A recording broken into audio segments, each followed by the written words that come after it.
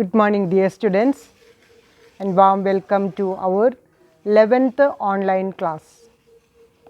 Today's our first topic is the scope of management. മാനേജ്മെൻറ്റിൻ്റെ different schools of thought detail ആയിട്ട് പഠിച്ചിട്ടുള്ള ആ ഒരു ബേസിസിൽ തന്നെ സ്കോപ്പ് ഓഫ് മാനേജ്മെൻറ്റ് എന്ന് പറയുന്നത് നിങ്ങൾക്ക് ഈസി ആയിട്ട് മനസ്സിലാക്കാനും അതുപോലെ തന്നെ സ്വന്തമായിട്ടുള്ള ഭാഷയിൽ എഴുതാനായിട്ട് സാധിക്കുന്ന ഒരു ടോപ്പിക്കാണ് സ്കോപ്പ് ഓഫ് മാനേജ്മെൻറ്റ് എന്ന് പറയുന്നത്. ഏതൊരു സ്റ്റഡി നടത്തുകയാണെങ്കിലും അതിന് സ്കോപ്പ്, അതിൻ്റെ ഒരു പ്രാധാന്യം എന്നുള്ളതിനെക്കുറിച്ച് നമ്മൾ വിലയിരുത്തേണ്ട ഒരു വിഷയം തന്നെയാണ്. അപ്പോൾ ഇവിടുത്തെ മാനേജ്മെൻറ്റിൻ്റെ സ്കോപ്പ് എന്ന് പറയുന്നത് നമുക്ക് അതിനെക്കുറിച്ച് ഡിസ്കസ് ചെയ്യുകയാണെങ്കിൽ ഒരു വൈഡ് ഏരിയ തന്നെയുണ്ട്. പക്ഷേ ഇന്നത്തെ ക്ലാസ്സിൽ സ്കോപ്പ് ഓഫ് മാനേജ്മെൻറ്റ് എന്ന് പറയുന്ന വിഷയം ഒരു 4 ക്യാരക്ടർ അല്ലെങ്കിൽ 4 ഡിവിഷനായിട്ടാണ് ഞാൻ എക്സ്പ്ലെയിൻ ചെയ്യാനായിട്ട് ഉദ്ദേശിക്കുന്നത്. അപ്പോൾ അതിൽ ഫസ്റ്റ് ടോപ്പിക് എന്ന് പറയുന്നത് ആക്ടിവിറ്റീസിൻ്റെ ബേസിസിൽ സ്കോപ്പ് ഓഫ് മാനേജ്മെൻറ്റ് എന്ന് പറയുന്നത് നമുക്ക് എങ്ങനെ സ്റ്റഡി ചെയ്യാമെന്നുള്ളതാണ്. അതായത് ആക്ടിവിറ്റീസ് എന്ന് പറയുന്നത് അല്ലെങ്കിൽ ഫങ്ഷൻസ് എന്ന് പറയുന്നത് മാനേജ്മെൻറ്റിൽ planning, organising, staffing, directing, coordinating and controlling, ഇത്രയാണ് സ്കോപ്പ് ഓഫ് മാനേജ്മെൻറ്റിൻ്റെ ഒരു ആക്ടിവിറ്റീസിൻ്റെ ബേസിൽ നമ്മൾ ക്ലാസിഫൈ ചെയ്യുകയാണെങ്കിൽ അതിൽ വരുന്ന ഫങ്ഷൻസ്. അപ്പോൾ ഈ ഫങ്ഷൻസിനെ എല്ലാം അല്ലെങ്കിൽ ഈ ആക്ടിവിറ്റീസിനെല്ലാം നമുക്ക് എന്തായിട്ട് പറയാം? സ്കോപ്പ് ഓഫ് മാനേജ്മെൻറ്റ് എന്ന് പറയാം. അപ്പോൾ ഏതൊക്കെയാണ് സ്കോപ്പ് ഓഫ് മാനേജ്മെൻറ്റിൽ ആക്ടിവിറ്റീസ് എന്ന് പറയുന്ന ഒരു ഡിവിഷനിൽ നമുക്ക് പറയാനായിട്ട് സാധിക്കുന്നത്? Planning, organising, staffing, directing, coordinating and controlling. ഇനി സെക്കൻഡ് ഡിവിഷനായിട്ട് നമുക്ക് പഠിക്കാൻ പറ്റാവുന്നത് ഓപ്പറേറ്റിംഗ് ആക്ടിവിറ്റീസ് ആണ്. ഇവിടെ ഓപ്പറേറ്റിംഗ് ആക്ടിവിറ്റീസ് എന്ന് പറയുന്നത് ബിസിനസ് മാനേജ്മെൻറ്റിനെ നമ്മൾ ഡിഫറെൻറ്റ് ഡിപ്പാർട്ട്മെൻറ്റ് അല്ലെങ്കിൽ ഡിഫറെൻറ്റ് ബ്രാഞ്ചസ് ആയിട്ട് ഡിവൈഡ് ചെയ്തുകൊണ്ട് സ്കോപ്പ് ഓഫ് മാനേജ്മെൻറ്റ് എന്ന് പറയുന്നതിനെ കുറിച്ചിട്ടുള്ള ഒരു പഠനമാണ്. അപ്പോൾ ഇവിടെ ബ്രാഞ്ച് അല്ലെങ്കിൽ ഡിപ്പാർട്ട്മെൻറ്റ് എന്ന് പറയുമ്പോൾ ഡിഫറെൻറ്റ് ഡിപ്പാർട്ട്മെൻറ്റുകൾ, പ്രൊഡക്ഷൻ ഉണ്ട്, പർച്ചേസിംഗ് ഉണ്ട്, മാർക്കറ്റിംഗ് ഉണ്ട്, അതിനെ ബേസ് ചെയ്തിട്ടുള്ള ഒരു പഠനമാണ് രണ്ടാമത്തെ കാറ്റഗറി ആയിട്ട് നമുക്ക് പഠിക്കേണ്ടത്. അപ്പോൾ ഇവിടെ ഓപ്പറേഷണൽ ആസ്പെക്ട്സിനെ ബേസ് ചെയ്തുകൊണ്ട് സ്കോപ്പ് ഓഫ് മാനേജ്മെൻറ്റിൽ ആദ്യമായിട്ട് നമുക്ക് ഡിസ്കസ് ചെയ്യാനുള്ളത് പ്രൊഡക്ഷൻ മാനേജ്മെൻ്റ് ആണ്. പ്രൊഡക്ഷൻ എന്ന് പറയുമ്പോൾ മാനുഫാക്ചറിങ് യൂണിറ്റിനെ ബേസ് ചെയ്തുകൊണ്ട് തന്നെയുള്ള ഒരു പഠനമാണ് നമ്മളിവിടെ ഉദ്ദേശിക്കുന്നത്. അപ്പോൾ ഒരു പ്രൊഡക്ഷൻ യൂണിറ്റിൽ അല്ലെങ്കിൽ ഒരു മാനുഫാക്ചറിങ് യൂണിറ്റിൽ ഡിഫറെൻറ്റ് ബ്രാഞ്ചസ് ഉണ്ടായിരിക്കും. ആ ബ്രാഞ്ചസിൻ്റെ എല്ലാ ആക്ടിവിറ്റീസും ഒരു അസോസിയേഷൻ അല്ലെങ്കിൽ ഒരു കണക്ഷൻ അല്ലെങ്കിൽ ഒരു ലിങ്ക് പോലെ ഉണ്ടാക്കിയാലാണ് പ്രൊഡക്ഷൻ എന്ന് പറയുന്ന അവസാനത്തെ ഗോൾ ഓഫ് അച്ചീവ്മെൻറ്റ് എന്ന് പറയുന്ന ആ ഒരു ലെവലിലേക്ക് ഉയർത്താനായിട്ട് സാധിക്കുള്ളൂ. അവിടെ നമുക്ക് സ്കോപ്പ് ഓഫ് മാനേജ്മെൻറ്റിൽ നമ്മൾ കൂടുതൽ കോൺസെൻട്രേറ്റ് ചെയ്യേണ്ടത് plan, location and Leh out, production policies, different types of productions, അതുപോലെ തന്നെ ഓരോ ഓർഗനൈസേഷൻ്റെയും പ്ലാന്റ് ഫെസിലിറ്റീസ്, അവിടുത്തെ മെറ്റീരിയൽ ഹാൻഡ്ലിങ്ങിൻ്റെ ഒരു നേച്ചർ അല്ലെങ്കിൽ ഒരു systematic organising, repairs and maintenance of resources എന്ന് പറയുന്നത് ഹ്യൂമൻ റിസോഴ്സസ് ഉണ്ട്, അതുപോലെ തന്നെ നോൺ ഹ്യൂമൻ റിസോഴ്സസ് ഉണ്ട്. നെക്സ്റ്റ് നമുക്ക് നോക്കേണ്ടത് റിസർച്ച് ആൻഡ് ഡെവലപ്മെൻ്റ് ആണ്. അതായത് ഓരോ പ്രോബ്ലംസ് പ്രാക്ടിക്കലിൽ നമുക്ക് ഫേസ് ചെയ്യേണ്ടി വരുമ്പോൾ അതിനെക്കുറിച്ചുള്ള ഒരു പഠനം, അതുപോലെ തന്നെ ഓരോ ഏരിയയിലും എഫിഷ്യൻസി എന്ന് പറയുന്നതിനെ ഇൻക്രീസ് ചെയ്യാനായിട്ട് എന്തൊക്കെ പോളിസീസ് അല്ലെങ്കിൽ പ്രിൻസിപ്പിളാണ് നമ്മൾ ഫോളോ ചെയ്യേണ്ടത് എന്നുള്ളതിനെക്കുറിച്ചുള്ള ഒരു അപ്ഡേഷൻ്റെ ഭാഗമായിട്ടുള്ള ഒരു പഠന മേഖല, അതിനെയാണ് നമ്മളിവിടെ എന്തായിട്ട് പറയുന്നത്? റിസർച്ച് ആൻഡ് ഡെവലപ്മെൻറ്റ് എന്ന് പറയുന്നത്. അതുപോലെ തന്നെ ഈക്വൽ ഇമ്പോർട്ടൻസ് ഉള്ളതാണ് ക്വാളിറ്റി കൺട്രോൾ എന്ന് പറയുന്നത്. അപ്പോൾ ഇത്രയും കാര്യങ്ങളാണ് ഒരു പ്രൊഡക്ഷൻ മാനേജ്മെൻറ്റിൽ സ്കോപ്പ് ഓഫ് മാനേജ്മെൻറ്റ് എന്ന് പറയുന്ന ആ ഒരു കാറ്റഗറിയിൽ പറയാനുള്ളത്. ഇതിൽ നിന്നൊക്കെയാണ് different types of problems arise ചെയ്യുന്നത്. ആ പ്രോബ്ലംസിനെ സൊല്യൂഷൻ എന്ന് പറയുന്ന കാറ്റഗറിയിലേക്ക് ഉയർത്തേണ്ടതാണ് ഒരു പ്രൊഡക്ഷൻ മാനേജ്മെൻറ്റിൻ്റെ സ്കോപ്പ് എന്ന് പറയുന്നത്. സെക്കൻഡ് മാനേജ്മെൻറ്റ് നമുക്ക് സ്റ്റഡി ചെയ്യാനുള്ളത് മാർക്കറ്റ് മാനേജ്മെൻ്റ് ആണ്. മാർക്കറ്റ് എന്ന് പറയുമ്പോൾ നമുക്കറിയാം ഡിസ്ട്രിബ്യൂഷൻ ഏരിയ ആണ്. ഓരോ പ്രൊഡക്റ്റിനും അതിൻ്റേതായ ഒരു മാർക്കറ്റ് എന്ന് പറയുന്നത്, അതായത് ഡിമാൻഡ് ഇല്ലാത്ത പ്രൊഡക്റ്റ് ആണെങ്കിൽ അതിന് ഒരു വാല്യൂ ഇല്ല. അപ്പോൾ ഇവിടെ മാർക്കറ്റിംഗ് മാനേജ്മെൻറ്റ് എന്ന് പറയുന്നത് കൂടുതലായിട്ട് ഇമ്പോർട്ടൻസ് കൊടുക്കുന്നത് പ്ലാനിങ്, ഓർഗനൈസിങ്, ഡയറക്റ്റിംഗ്, കൺട്രോളിംഗ് എന്ന് പറയുന്ന നമ്മൾ നേരത്തെ പറഞ്ഞിട്ടുള്ള ആക്ടിവിറ്റീസിന് തന്നെയാണ് ഇവിടെ കൂടുതലായിട്ട് ഇമ്പോർട്ടൻസ് കൊടുക്കുന്നത്. അതുപോലെ തന്നെ ഈക്വൽ ഇമ്പോർട്ടൻസ് നമ്മൾ persons working in the marketing division അവിടെ കൂടുതലായിട്ട് ഇമ്പോർട്ടൻസ് കൊടുക്കണം. അതായത് sales department, distribution department, advertisement department, ഈ ഏരിയയിൽ വർക്ക് ചെയ്യുന്ന ഹ്യൂമൻ ബീയിങ്സിന് കൂടി കൂടുതൽ ഇമ്പോർട്ടൻസ് കൊടുക്കുന്നതാണ് സ്കോപ്പ് ഓഫ് മാനേജ്മെൻറ്റ് എന്ന് പറയുന്ന ഒരു കാറ്റഗറിയിൽ മാർക്കറ്റിംഗ് മാനേജ്മെൻറ്റ് എന്ന് പറയുന്നത്. അപ്പോൾ മാർക്കറ്റിംഗ് മാനേജ്മെൻറ്റിൻ്റെ സ്കോപ്പ് എന്ന് പറയുന്നത് ഏതൊക്കെ ഏരിയയിലാണ് ഡിസ്ട്രിബ്യൂട്ട് ചെയ്തിരിക്കുന്നത്? മാർക്കറ്റ് അനാലിസിസ് വേണം, അതുപോലെ തന്നെ മാർക്കറ്റിംഗ് പോളിസീസ്, അനാലിസിസിൻ്റെ ബേസിസിലാണ് പോളിസീസ് ഫോർമുലേറ്റ് ചെയ്യുന്നത്.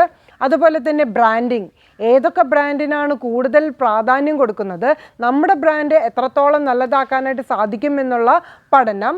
അതുപോലെ തന്നെ പ്രൈസ് കമ്പാരിസൺ, പ്രൊമോഷൻ ടെക്നിക്സ്, നമ്മളുടെ പ്രൊഡക്റ്റിന് കൂടുതലായിട്ട് മാർക്കറ്റ് പിടിച്ചെടുക്കാനായിട്ട് സാധിക്കണമെന്നുണ്ടെങ്കിൽ എന്തൊക്കെ പ്രൊമോഷണൽ ആക്ടിവിറ്റീസാണ് ചെയ്യേണ്ടത്.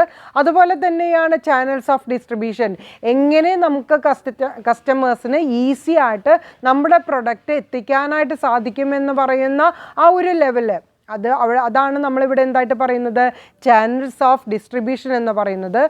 ഈ ഏരിയകളിലൊക്കെ വരുന്ന പ്രോബ്ലംസിനെ ഉന്മൂലനം ചെയ്തുകൊണ്ട് മാർക്കറ്റിംഗ് മാനേജ്മെൻറ്റ് എന്ന് പറയുന്നത് ഏറ്റവും ഇഫക്റ്റീവായിട്ട് അതുപോലെ തന്നെ ഏറ്റവും എഫിഷ്യൻ്റായിട്ട് ചെയ്യുന്ന ഒരു സ്കോപ്പാണ് സെക്കൻഡ് കാറ്റഗറിയിൽ പറയുന്നത്.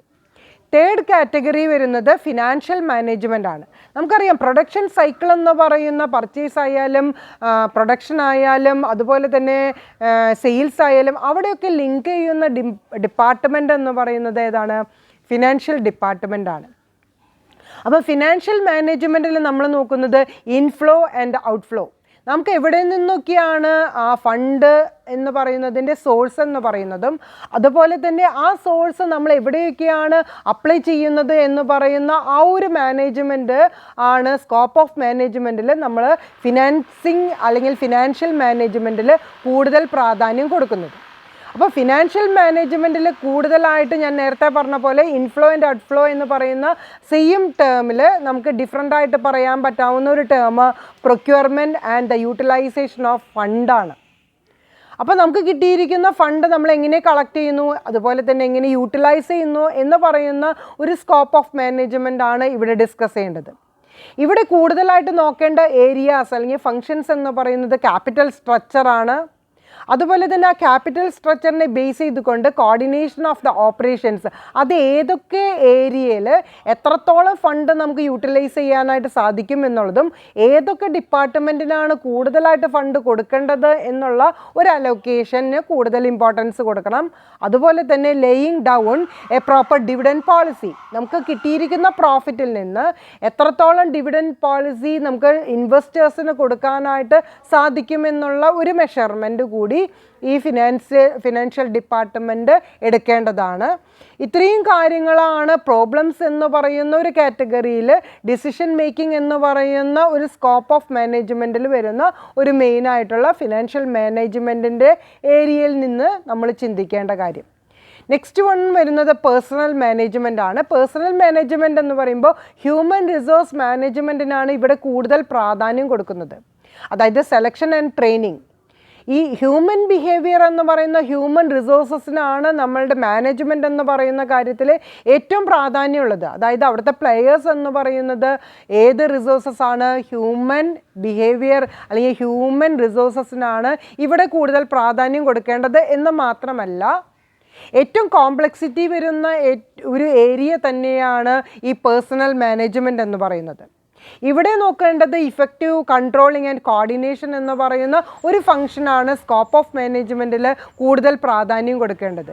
എങ്ങനെയാണ് ഇഫക്റ്റീവായിട്ട് അല്ലെങ്കിൽ എഫിഷ്യൻ്റായിട്ട് പേഴ്സണൽ ബിഹേവിയറിനെ അല്ലെങ്കിൽ പേഴ്സണൽ റിസോഴ്സസിനെ കൺട്രോൾ ചെയ്ത് കോർഡിനേറ്റ് ചെയ്ത് നമുക്ക് ഗോൾ അച്ചീവ് ചെയ്യാനായിട്ട് കൊണ്ടുപോകാനായിട്ട് സാധിക്കുമെന്ന് പറയുന്ന ആ ഒരു കാറ്റഗറിയിലുള്ള സ്കോപ്പ് ഓഫ് മാനേജ്മെൻ്റ് ആണ് ഇവിടെ പറയാനായിട്ട് ഉദ്ദേശിക്കുന്നത്. അപ്പോൾ ഹ്യൂമൻ റിസോഴ്സസ് എന്ന് പറയുന്നത് നമുക്കറിയാം ക്രിട്ടിക്കൽ ഫാക്ടേഴ്സാണ്. അവിടെ കൺട്രോൾ ചെയ്യുമ്പോൾ നമ്മൾ ശ്രദ്ധിക്കേണ്ടത് സെലക്ഷനാണ്. ഏറ്റവും സ്യൂട്ടബിൾ ആയിട്ടുള്ള ആൾക്കാരെ നമ്മൾ സെലക്ട് ചെയ്യാൻ നോക്കണം. അതുപോലെ തന്നെ അതിൻ്റെ അപ്പോയിൻമെൻറ്റിൻ്റെ റൂൾസ് ആൻഡ് റെഗുലേഷൻസ് എന്ന് പറയുന്നത് റിക്രൂട്ട്മെൻറ്റ്, ആ പ്രൊസീജിയർ സിസ്റ്റമാറ്റിക് ആയിട്ട് ചെയ്യാനായിട്ട് സാധിക്കണം. അതുപോലെ തന്നെ പ്ലേസ്മെൻറ്റ്, അതായത് ഏത് ഡിവിഷൻ ഓഫ് വർക്കിലേക്കാണ് അല്ലെങ്കിൽ ഏത് ജോബാണ് ഓരോ വർക്കേഴ്സിനും അസൈൻ ചെയ്ത് കൊടുക്കേണ്ടത് എന്ന് പറയുന്ന ഒരു മേഖല. അതുപോലെ തന്നെ ട്രെയിനിങ്, അതായത് ഇൻട്രാക്ഷൻ പ്രോഗ്രാംസ് കൊടുത്തുകൊണ്ട്, ട്രെയിനിങ് ഫെസിലിറ്റീസ് കൊടുത്തുകൊണ്ട് ഓരോ വർക്കേഴ്സിൻ്റെയും എഫിഷ്യൻസി എന്ന് പറയുന്നത് അല്ലെങ്കിൽ സ്കില്ല്, ടാലൻറ്റ് ഉയർത്താനായിട്ടുള്ള പ്രോഗ്രാംസ് നമ്മൾ നടത്തണം. അതുപോലെ തന്നെ പ്രൊമോഷൻ മാത്രമല്ല, കോമ്പൻസേഷൻ ആക്ടിവിറ്റീസ്, അതായത് എവിടെയാണ് വീക്ക്നെസ് വരുന്നത് അതിനെ ഉയർത്താനായിട്ട്, അവരെ സപ്പോർട്ട് ചെയ്യാനായിട്ട്, അല്ലെങ്കിൽ അവരെ മോട്ടിവേറ്റ് ചെയ്യാനായിട്ട് നമ്മൾക്ക് കോമ്പൻസേഷൻ എന്ന് പറയുന്ന ആ ഒരു ഏരിയ, അതായത് റിവാർഡ് എന്ന് വേണമെങ്കിൽ നമുക്ക് പറയാം. അതായത് റിട്ടേൺ ആയിട്ട് എന്താണ് ഈ എംപ്ലോയീസിന് കിട്ടുന്നത് എന്ന് പറയുന്ന ഒരു ഏരിയയ്ക്ക് കൂടി കൂടുതൽ ഇമ്പോർട്ടൻസ് കൊടുത്തുകൊണ്ടാണ് ഒരു പേഴ്സണൽ മാനേജ്മെൻറ്റ് എന്ന് പറയുന്നതിൽ സ്കോപ്പ് ഓഫ് മാനേജ്മെൻറ്റിൻ്റെ പഠനം നമ്മൾ നടത്തേണ്ടത്. അപ്പോൾ ഈ എംപ്ലോയീസിൻ്റെ അപ്പോയിൻമെൻറ്റിലും അതുപോലെ തന്നെ ട്രെയിനിങ് ആക്ടിവിറ്റീസിൽ എന്തൊക്കെയാണ് സ്കോപ്പ് ഓഫ് മാനേജ്മെൻറ്റ് എന്ന് പറയുന്ന ഒരു പഠനത്തിൻ്റെ ഒരു ഏരിയ ആണ് നമ്മൾ പേഴ്സണൽ മാനേജ്മെൻറ്റ് എന്ന് പറയുന്ന കാറ്റഗറിയിൽ നമ്മൾ പഠിക്കേണ്ടത്. നെക്സ്റ്റ് ടോപ്പിക്ക് നമുക്ക് നോക്കേണ്ടത്, അല്ലെങ്കിൽ നെക്സ്റ്റ് ഡിപ്പാർട്ട്മെൻറ്റ് എന്ന് പറയുന്നത് ഓഫീസ് മാനേജ്മെൻ്റ് ആണ്. അതായത് അഡ്മിനിസ്ട്രേഷൻ. നമ്മൾ പറഞ്ഞു മാനേജ്മെൻറ്റ് എന്ന് പറയുന്നത് പോലെ തന്നെ ഈക്വൽ ഇമ്പോർട്ടൻസ് കൊടുക്കേണ്ട ഒരു ഏരിയ ആണ് അല്ലെങ്കിൽ ഒരു ഫങ്ഷനാണ് നമ്മുടെ അഡ്മിനിസ്ട്രേഷൻ എന്ന് പറയുന്നത്. അപ്പോൾ അഡ്മിനിസ്ട്രേഷൻ്റെ പ്രവർത്തനങ്ങളാണ് നമ്മുടെ ഓഫീസ് മാനേജ്മെൻറ്റ് നടത്തുന്നത്. അവിടെ കൂടുതലായിട്ട് സ്കോപ്പ് ഓഫ് മാനേജ്മെൻറ്റ് എന്ന് പറയുന്നത് ഡിഫറെൻറ്റ് ടെക്നിക്സ് ആണ്. ഈ ഡിഫറെൻറ്റ് ടെക്നിക്സ് എന്ന് പറയുന്നത് ഏതൊക്കെ ഏരിയയിലാണ് നമ്മൾ അപ്ലൈ ചെയ്യേണ്ടി വരിക? പ്ലാനിങ് ഫംഗ്ഷനിലും അതുപോലെ തന്നെ കോർഡിനേഷൻ ആൻഡ് കൺട്രോളിങ് എന്ന് പറയുന്ന ആ ആക്ടിവിറ്റീസ് ഇംപ്ലിമെൻ്റ് ചെയ്യുമ്പോഴാണ് ഓഫീസ് മാനേജ്മെൻറ്റിൽ അപ്ഡേറ്റഡ് ആയിട്ടുള്ള ടെക്നിക്സ്, ഹാർഡ്വെയർ ആയാലും സോഫ്റ്റ്വെയർ ആയാലും നമുക്ക് അപ്ലൈ ചെയ്യേണ്ടതായിട്ട് വരാം. ഇവിടെ വരുന്ന അല്ലെങ്കിൽ അപ്ലൈ ചെയ്യുന്ന ടെക്നിക്സ് എന്ന് പറയുന്നത് എന്തിനു വേണ്ടിയിട്ടുള്ളതായിരിക്കണം? ഒരു ഓർഗനൈസേഷൻ്റെ ഒബ്ജക്റ്റീവ്സ് അല്ലെങ്കിൽ ഗോൾസ് എന്ന് പറയുന്നത് അച്ചീവ് ചെയ്യാനുള്ള ഒരു ടെക്നോളജിയാണ് ഓഫീസ് മാനേജ്മെൻറ്റിൽ നമ്മൾ അപ്ലൈ ചെയ്യേണ്ടത്. അപ്പോൾ ഇവിടുത്തെ സ്കോപ്പ് ഓഫ് മാനേജ്മെൻറ്റ് എന്ന് പറയുന്നത് ഓഫീസ് മാനേജ്മെൻറ്റിൻ്റെ വ്യൂവിൽ നമ്മൾ നോക്കുകയാണെങ്കിൽ ഓഫീസ് ഓട്ടോമേഷൻ, അതുപോലെ തന്നെ മാനേജ്മെൻറ്റ് ഇൻഫോർമേഷൻ സിസ്റ്റം, അതായത് നമുക്കറിയാം ന്യൂ ടെക്നിക്സ് നമുക്ക് അപ്ലൈ ചെയ്യണമെങ്കിൽ, ന്യൂ ടൂൾസ് നമ്മൾ അപ്ലൈ ചെയ്യണമെന്നുണ്ടെങ്കിൽ നമുക്ക് എന്തുണ്ടായിരിക്കണം? ഇൻഫോർമേഷൻ സിസ്റ്റം എന്ന് പറയുന്നതിന് നമ്മൾ വളരെയധികം ഡിപ്പെൻഡ് ചെയ്യേണ്ടതുണ്ട്. ഓരോ ആക്ടിവിറ്റീസിലും നമ്മൾ കൂടുതലായിട്ട് പ്രാധാന്യം കൊടുത്തുകൊണ്ട് അവിടെ ഇൻഫോർമേഷൻ സിസ്റ്റം എന്ന് പറയുന്നതിന് ഒരു മോഡേൺ ടെക്നോളജി അല്ലെങ്കിൽ ആപ്ലിക്കേഷൻ അവിടെ അപ്ലൈ ചെയ്യണമെന്നുണ്ടെങ്കിൽ അവിടെ അപ്ഡേറ്റഡ് ആയിട്ടുള്ള ഇൻഫോർമേഷൻ സിസ്റ്റം ഫോളോ ചെയ്തിരിക്കണം. അതുപോലെ തന്നെയാണ് കൂടുതൽ ഇമ്പോർട്ടൻസ് കൊടുക്കേണ്ടത് റിപ്പോർട്ടിംഗ് എന്ന് പറയുന്നത്. ഓഫീസ് മാനേജ്മെൻറ്റിൽ നമുക്ക് എന്തിൻ്റെ സപ്പോർട്ടും കൂടി വേണം? അഡ്മിനിസ്ട്രേഷൻ എന്ന് പറയുന്നത് ടോപ്പ് ലെവൽ മാനേജ്മെൻറ്റിലാണ് കൂടുതൽ ഇമ്പോർട്ടൻസ് വരുന്നത്. അപ്പോൾ അവിടെ നമുക്ക് റിപ്പോർട്ടിംഗ് എന്ന് പറയുന്നത് മിഡിൽ ലെവൽ മാനേജ്മെൻറ്റിൽ നിന്നും ലോവർ ലെവൽ മാനേജ്മെൻറ്റിൽ നിന്നും റിപ്പോർട്ടിംഗ് കറക്റ്റായിട്ട് കിട്ടിക്കഴിഞ്ഞാൽ മാത്രമേ ഓഫീസ് മാനേജ്മെൻറ്റിൻ്റെ ഫോർമുലേഷൻ ഓഫ് പോളിസീസ് നമുക്ക് കറക്റ്റായിട്ട് ചെയ്യാനായിട്ട് സാധിക്കുള്ളൂ. അപ്പോൾ ഓഫീസ് മാനേജ്മെൻറ്റ് എന്ന് പറയുന്നത് മാനേജ്മെൻറ്റിൻ്റെ ഒരു പാർട്ട് തന്നെയാണ്. അപ്പോൾ സ്കോപ്പ് ഓഫ് മാനേജ്മെൻറ്റിൽ വളരെയധികം പ്രാധാന്യം ഓഫീസ് മാനേജ്മെൻറ്റ് എന്ന് പറയുന്ന ഡിപ്പാർട്ട്മെൻറ്റിൽ നമ്മൾ കൊടുക്കേണ്ടതുണ്ട്. ലാസ്റ്റ് ടോപ്പിക്കായിട്ട് നമ്മളുടെ ഓപ്പറേഷണൽ ആക്ടിവിറ്റീസിൽ സ്കോപ്പ് ഓഫ് മാനേജ്മെൻറ്റിൻ്റെ പഠനത്തിൽ എനിക്ക് തരാനുള്ള ഒരു കോൺട്രിബ്യൂഷൻ എന്ന് പറയാനുള്ളത് നോളേജ് മാനേജ്മെൻ്റ് ആണ്. അതായത് നമ്മളുടെ അറിവ്, അത് ടെക്നിക്കലി ആയിക്കോട്ടെ അല്ലെങ്കിൽ നോൺ ടെക്നിക്കൽ ആയിക്കോട്ടെ, ഹ്യൂമൻ ബിഹേവിയറിൻ്റെ ആയിക്കോട്ടെ, ആ നോളേജ് എന്ന് പറയുന്നത് അല്ലെങ്കിൽ ട്രെയിനിങ് എന്ന് പറയുന്നത്, സെലക്ഷൻ എന്ന് പറയുന്നതിന് വളരെയധികം പ്രാധാന്യം നമ്മൾ മാനേജ്മെൻറ്റിൽ കൊടുക്കുന്നുണ്ട്. അതുകൊണ്ട് തന്നെയാണ് സ്കോപ്പ് ഓഫ് മാനേജ്മെൻറ്റിൻ്റെ ഓപ്പറേഷണൽ ആക്ടിവിറ്റീസിനെ ബേസ് ചെയ്ത് നോക്കുമ്പോൾ നോളേജ് മാനേജ്മെൻറ്റ് എന്ന് പറയുന്നത്. റിസർച്ച് ഡെവലപ്മെൻറ്റ് ഡിപ്പാർട്ട്മെൻറ്റ് എന്ന് പറയുന്ന ഒരു ഡിപ്പാർട്ട്മെൻറ്റ് നല്ലൊരു ഓർഗനൈസേഷനിൽ ഉണ്ടായിരിക്കണം. അപ്ഡേറ്റഡ് ആയിട്ടുള്ള ഇൻഫോർമേഷൻസ് കളക്ട് ചെയ്യുകയും അതിനെക്കുറിച്ച് ഒരു പഠനം എപ്പോഴും നടത്തിക്കൊണ്ടിരിക്കുന്ന ഒരു ഡിപ്പാർട്ട്മെൻറ്റിനെയാണ് നമ്മളിവിടെ എന്തായിട്ട് പറയുന്നത്? നോളേജ് മാനേജ്മെൻറ്റ് ഡിപ്പാർട്ട്മെൻ്റ് ആയിട്ട് പറയുന്നത്. ഇവിടുത്തെ ഫംഗ്ഷൻ എന്ന് പറയുന്നത് ഐഡൻറ്റിഫിക്കേഷൻ ആണ്. ഈ identification and recognition of the modern techniques modern techniques എന്ന് പറയുന്നത് പ്രാക്ടിക്കലായിട്ട് എന്തൊക്കെയാണ് നമ്മുടെ ഓർഗനൈസേഷനിൽ ഇംപ്ലിമെൻറ്റ് ചെയ്യാനായിട്ട് സാധിക്കുക എന്നുള്ളതിനെ കുറിച്ചിട്ടുള്ള ഒരു റിസർച്ച് ആൻഡ് ഡെവലപ്മെൻറ്റിനെയാണ് നമ്മളിവിടെ ഉദ്ദേശിക്കുന്നത്. അവിടെ സ്കോപ്പ് ഓഫ് മാനേജ്മെൻറ്റ് എന്ന് പറയുന്നത് emerging the knowledge about the economical, social, cultural ഫീൽഡാണ്. അതുപോലെ തന്നെ ഓർഗനൈസേഷൻസ് എന്ന് പറയുന്നത് ഒരു ടേണിംഗ് ഓഫ് ടെക്നോളജി എന്ന് പറയാം. അതായത് ഒരു സൈക്കിള് പോലെയാണ്. ഒരു ടെക്നോളജി നമ്മൾ അപ്ലൈ ചെയ്യുക, അവിടെ ഇവാലുവേറ്റ് ചെയ്യുക, അവിടെ എന്തെങ്കിലും വീക്ക്നെസ് ഉണ്ടെങ്കിൽ അതിനെ ഉന്മൂലനം ചെയ്തുകൊണ്ട്, എലിമിനേറ്റ് ചെയ്തുകൊണ്ട് ന്യൂ ടെക്നോളജികൾ നമ്മൾ അപ്ലൈ ചെയ്യേണ്ട ഒരു ഏരിയ ആണ് നോളേജ് മാനേജ്മെൻറ്റ് എന്ന് പറയുന്നത് ഇവിടെ വരുന്നത്. അവിടെ ഫ്ലെക്സിബിലിറ്റിക്കാണ് കൂടുതൽ ഇമ്പോർട്ടൻസ് കൊടുക്കുന്നത്. അതായത് ഐഡിയാസ് എന്ന് പറയുന്നത് കൺവേർട്ടിംഗ് ആയിരിക്കണം, ഫ്ലെക്സിബിൾ ആയിരിക്കണം. അപ്പോഴാണ് നമ്മൾ പ്രാക്ടിക്കലിൻ്റെ ബേസിസിൽ നമുക്ക് എന്ത് ചെയ്യാനായിട്ട് സാധിക്കുള്ളൂ? പുതിയ പുതിയ ടെക്നോളജികൾ ട്രെയിനിങ് കൊടുത്തുകൊണ്ട്, ഒരു അവെയർനെസ് ക്ലാസ് എംപ്ലോയീസിന് കൊടുത്തുകൊണ്ട്, പുതിയ ടെക്നോളജികൾ അപ്ലൈ ചെയ്തുകൊണ്ട് നമ്മളുടെ പ്രോഫിറ്റ് മേക്കിംഗ് എന്ന് പറയുന്ന ആ ഒബ്ജക്റ്റീവ്, അല്ലെങ്കിൽ ഒരു ഓർഗനൈസേഷൻ്റെ ഗോൾ എന്ന് പറയുന്നത് സോഷ്യൽ ഡെവലപ്മെൻറ്റ് ആയിക്കോട്ടെ അല്ലെങ്കിൽ ഓർഗനൈസേഷൻ ഡെവലപ്മെൻറ്റ് ആയിക്കോട്ടെ, അച്ചീവ് ചെയ്യാനായിട്ട് സാധിക്കുള്ളൂ. നെക്സ്റ്റ് ഡിവിഷൻ എന്ന് പറയുന്ന സ്കോപ്പ് ഓഫ് മാനേജ്മെൻറ്റിൽ എനിക്ക് പറയാനുള്ളത് ഇൻ്റർ ഡിസിപ്ലിനറി അപ്രോച്ചാണ്. നമ്മൾ പറഞ്ഞിട്ടുണ്ട് ഓരോ ഓർഗനൈസേഷനിലും സെലക്ഷൻ അല്ലെങ്കിൽ റിക്രൂട്ട്മെൻറ്റ് എന്ന് പറയുന്ന ആ ഒരു ഹ്യൂമൻ ബിഹേവിയറിൻ്റെ ഇൻവോൾവ്മെൻറ്റ് വരുമ്പോൾ അവിടെ വരേണ്ടത് ഒരു ഗുഡ് റിലേഷൻഷിപ്പാണ്.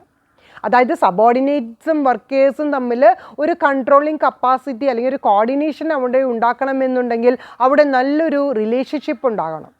റിലേഷൻഷിപ്പ് എന്ന് പറയുന്നത് എന്തിൽ നിന്നാണ് വരുന്നത്? ഒരു നല്ലൊരു കമ്മ്യൂണിക്കേഷൻ സിസ്റ്റത്തിൽ നിന്നാണ് അത് ഉടലെടുക്കുന്നത്. അപ്പോൾ ഒരു കമ്മ്യൂണിക്കേഷൻ സിസ്റ്റം ഉണ്ടാകുമ്പോൾ മാത്രമാണ് അവിടെ ഒരു ഇൻ്റർ ഡിസിപ്ലിനറി അപ്രോച്ച് ഉണ്ടാകുന്നുള്ളൂ. നമ്മൾ നേരത്തെ പറഞ്ഞുള്ള ഡിപ്പാർട്ട്മെൻറ്റ് എന്ന് പറയുന്നത് പ്രൊഡക്ഷൻ ഉണ്ട്, മാർക്കറ്റിംഗ് ഉണ്ട്, പേഴ്സണൽ ഡിപ്പാർട്ട്മെൻ്റ് ഉണ്ട്, ഫിനാൻഷ്യൽ ഡിപ്പാർട്ട്മെൻ്റ് ഉണ്ട്, ഒഫീഷ്യൽ ഡിപ്പാർട്ട്മെൻ്റ് ഉണ്ട്, റിസർച്ച് ആൻഡ് ഡെവലപ്മെൻറ്റ് ഡിപ്പാർട്ട്മെൻറ്റുകളുണ്ട്. ഈ ഡിപ്പാർട്ട്മെൻറ്റുകൾ തമ്മിൽ ഒരു ഇൻ്റർ റിലേഷൻഷിപ്പ് ഉണ്ടായിരിക്കണം, ഇൻ്റർ ഡിസിപ്ലിനറി അപ്രോച്ച് ഉണ്ടായിരിക്കണം. അപ്പോഴാണ് ആ ലിങ്ക് എന്ന് പറയുന്നത് അല്ലെങ്കിൽ ഒരു ചെയിൻ എന്ന് പറയുന്ന ഒരു അപ്രോച്ചിലേക്ക് നമുക്ക് വരാനായിട്ട് പറ്റുള്ളൂ. നമ്മൾ മാനേജ്മെൻറ്റിൻ്റെ പ്രിൻസിപ്പിൾ പഠിച്ചു കഴിഞ്ഞപ്പോൾ സ്കാലാർ ചെയിൻ എന്ന് പറയുന്ന ആ ഒരു ഇൻവോൾവ്മെൻറ്റ് വളരെയധികം പ്രാധാന്യം കൊടുക്കുന്നുണ്ട്. അതായത് ഒരു ഓർഗനൈസേഷൻ എന്ന് പറയുന്നത് ഒറ്റയ്ക്ക് നിൽക്കുന്നതല്ല, ഡിഫറെൻറ്റ് ബ്രാഞ്ചസും അതുപോലെ തന്നെ ഡിഫറെൻറ്റ് ഡിപ്പാർട്ട്മെൻറ്റുകൾ തമ്മിൽ ഒന്നിച്ച് പ്രവർത്തിക്കുമ്പോഴാണ് വിജയത്തിലേക്ക് എത്തിക്കാനായിട്ട് സാധിക്കുന്നത്. അപ്പോൾ ഇവിടെ ഇൻ്റർ ഡിസിപ്ലിനറി അപ്രോച്ച് എന്ന് പറയുന്നത് മൾട്ടിപ്പിൾ ഡിസിപ്ലിൻസ് ആണ് ഇവിടെ സ്കോപ്പ് ഓഫ് മാനേജ്മെൻറ്റിൽ നമുക്ക് എയിം ചെയ്യേണ്ടത്. അങ്ങനെ വരുമ്പോൾ മൾട്ടിപ്പിൾസ് എന്ന് പറയുമ്പോൾ ഇവിടെ എന്താണ് ഉദ്ദേശിക്കുന്നത്? സൈക്കോളജിക്കലായിട്ടുള്ളതായിരിക്കാം, ഇക്കണോമിക്കലായിരിക്കാം, അല്ലെങ്കിൽ സോഷ്യോളജിക്കലായിരിക്കാം, കമേഴ്ഷ്യൽ, മാത്തമെറ്റിക്കൽ, സ്റ്റാറ്റിസ്റ്റിക്കൽ. അതുപോലെ തന്നെ കൂടുതൽ ഇമ്പോർട്ടൻസ് ഇപ്പോൾ മോഡേൺ കാറ്റഗറിയിൽ നോക്കേണ്ടത് കമ്പ്യൂട്ടർ അപ്ലിക്കേഷനാണ്. ഈ എല്ലാ കാര്യങ്ങളും മൾട്ടിപ്പിളായിട്ട് നമ്മൾ ഒരേപോലെ ഡിസിപ്ലിനറി അപ്രോച്ചിലേക്ക് കൊണ്ടുവന്നു കഴിഞ്ഞാൽ മാത്രമേ ഒരു ഓർഗനൈസേഷൻ്റെ അച്ചീവ്മെൻ്റ് എന്ന് പറയുന്നത് കറക്റ്റായിട്ട് നമുക്ക് ഫുൾഫിൽ ചെയ്യാനായിട്ട് സാധിക്കുള്ളൂ. വിജയത്തിലേക്ക് എത്തിക്കണമെന്നുണ്ടെങ്കിൽ മൾട്ടിപ്പിൾ ഡിസിപ്ലിനറി ആക്ഷൻ അല്ലെങ്കിൽ അപ്രോച്ച് എന്ന് പറയുന്നത് നമുക്ക് നടപ്പിലാക്കാനായിട്ട് സാധിക്കണം. ലാസ്റ്റ് സ്കോപ്പ് ഓഫ് മാനേജ്മെൻറ്റിൻ്റെ പഠനം എന്ന് പറയുന്ന ഡിവിഷൻ ഞാനിവിടെ ഉദ്ദേശിക്കുന്നത് ഓവറോളാണ്. അതുപോലെ തന്നെ ഹ്യൂമൻ റിസോഴ്സ് മാനേജ്മെൻറ്റ് എന്ന് പറയാം. നമ്മൾ പറഞ്ഞിരുന്നു 2 റിസോഴ്സസ് ആണ് ഒരു മാനേജ്മെൻറ്റിൽ നമ്മൾ ഇൻവോൾവ് ചെയ്യുന്നത്. അതായത് ഹ്യൂമൻ റിസോഴ്സസ് മാനേജ്മെൻറ്റും നോൺ ഹ്യൂമൻ റിസോഴ്സ് മാനേജ്മെൻറ്റും. ഇവിടെ വരുന്നത് മെയിൻ റോൾ എന്ന് പറയുന്നത് ഹ്യൂമൻ റിസോഴ്സസ് മാനേജ്മെൻ്റ് ആണ്. എന്തുകൊണ്ടാണ് ഹ്യൂമൻ റിസോഴ്സസ് മാനേജ്മെൻറ്റിന് കൂടുതൽ പ്രാധാന്യം കൊടുക്കണം എന്ന് പറയാൻ കാരണം, അതായത് ഒരു ചിന്തിക്കാനുള്ള കഴിവുള്ളവരായിരിക്കും മനുഷ്യന്മാർ. അതേസമയം നോൺ ഹ്യൂമൻ റിസോഴ്സസ് എന്ന് പറയുമ്പോൾ അവിടെ അപ്ലിക്കേഷൻ മാത്രമേ വരുന്നുള്ളൂ, ഒരു തിങ്കിങ് കപ്പാസിറ്റി അവിടെ വരുന്നില്ല. അപ്പോൾ ഒരു ഐഡിയാസ് എന്ന് പറയുന്ന ഡിഫറെൻറ്റ് ഐഡിയാസ്, സജഷൻസ് വരണമെന്നുണ്ടെങ്കിൽ ചിന്തിക്കാൻ കഴിവുള്ള മനുഷ്യരുടെ ഒരു ഇൻവോൾവ്മെൻറ്റ് മാനേജ്മെൻറ്റ് എന്ന് പറയുന്ന ആ ഒരു ഓപ്പറേഷണൽ ഫങ്ഷനിൽ ഉണ്ടായിരിക്കണം. ആ ഹ്യൂമൻ ബിഹേവിയറിൽ നിന്ന്, ഹ്യൂമൻ ബീയിങ്സിൽ നിന്നാണ് new ideas, new technologies, new innovations വരുന്നത്. അതുകൊണ്ട് തന്നെ സ്കോപ്പ് ഓഫ് മാനേജ്മെൻറ്റ് എന്ന് പറയുന്നത് ഒരു ഓർഗനൈസേഷൻ്റെ ഹാർട്ട് എന്ന് പറയുന്നത് തന്നെ ഹ്യൂമൻ ബീയിങ്സ് ആണ്. അവരിൽ നിന്നെടുക്കുന്ന ഐഡിയാസ്, അവരുടെ ഒരു ക്രിയേറ്റിവിറ്റി, അവരുടെ ഒരു സജഷനാണ് സ്കോപ്പ് ഓഫ് മാനേജ്മെൻറ്റ് എന്ന് പറയുന്നത്.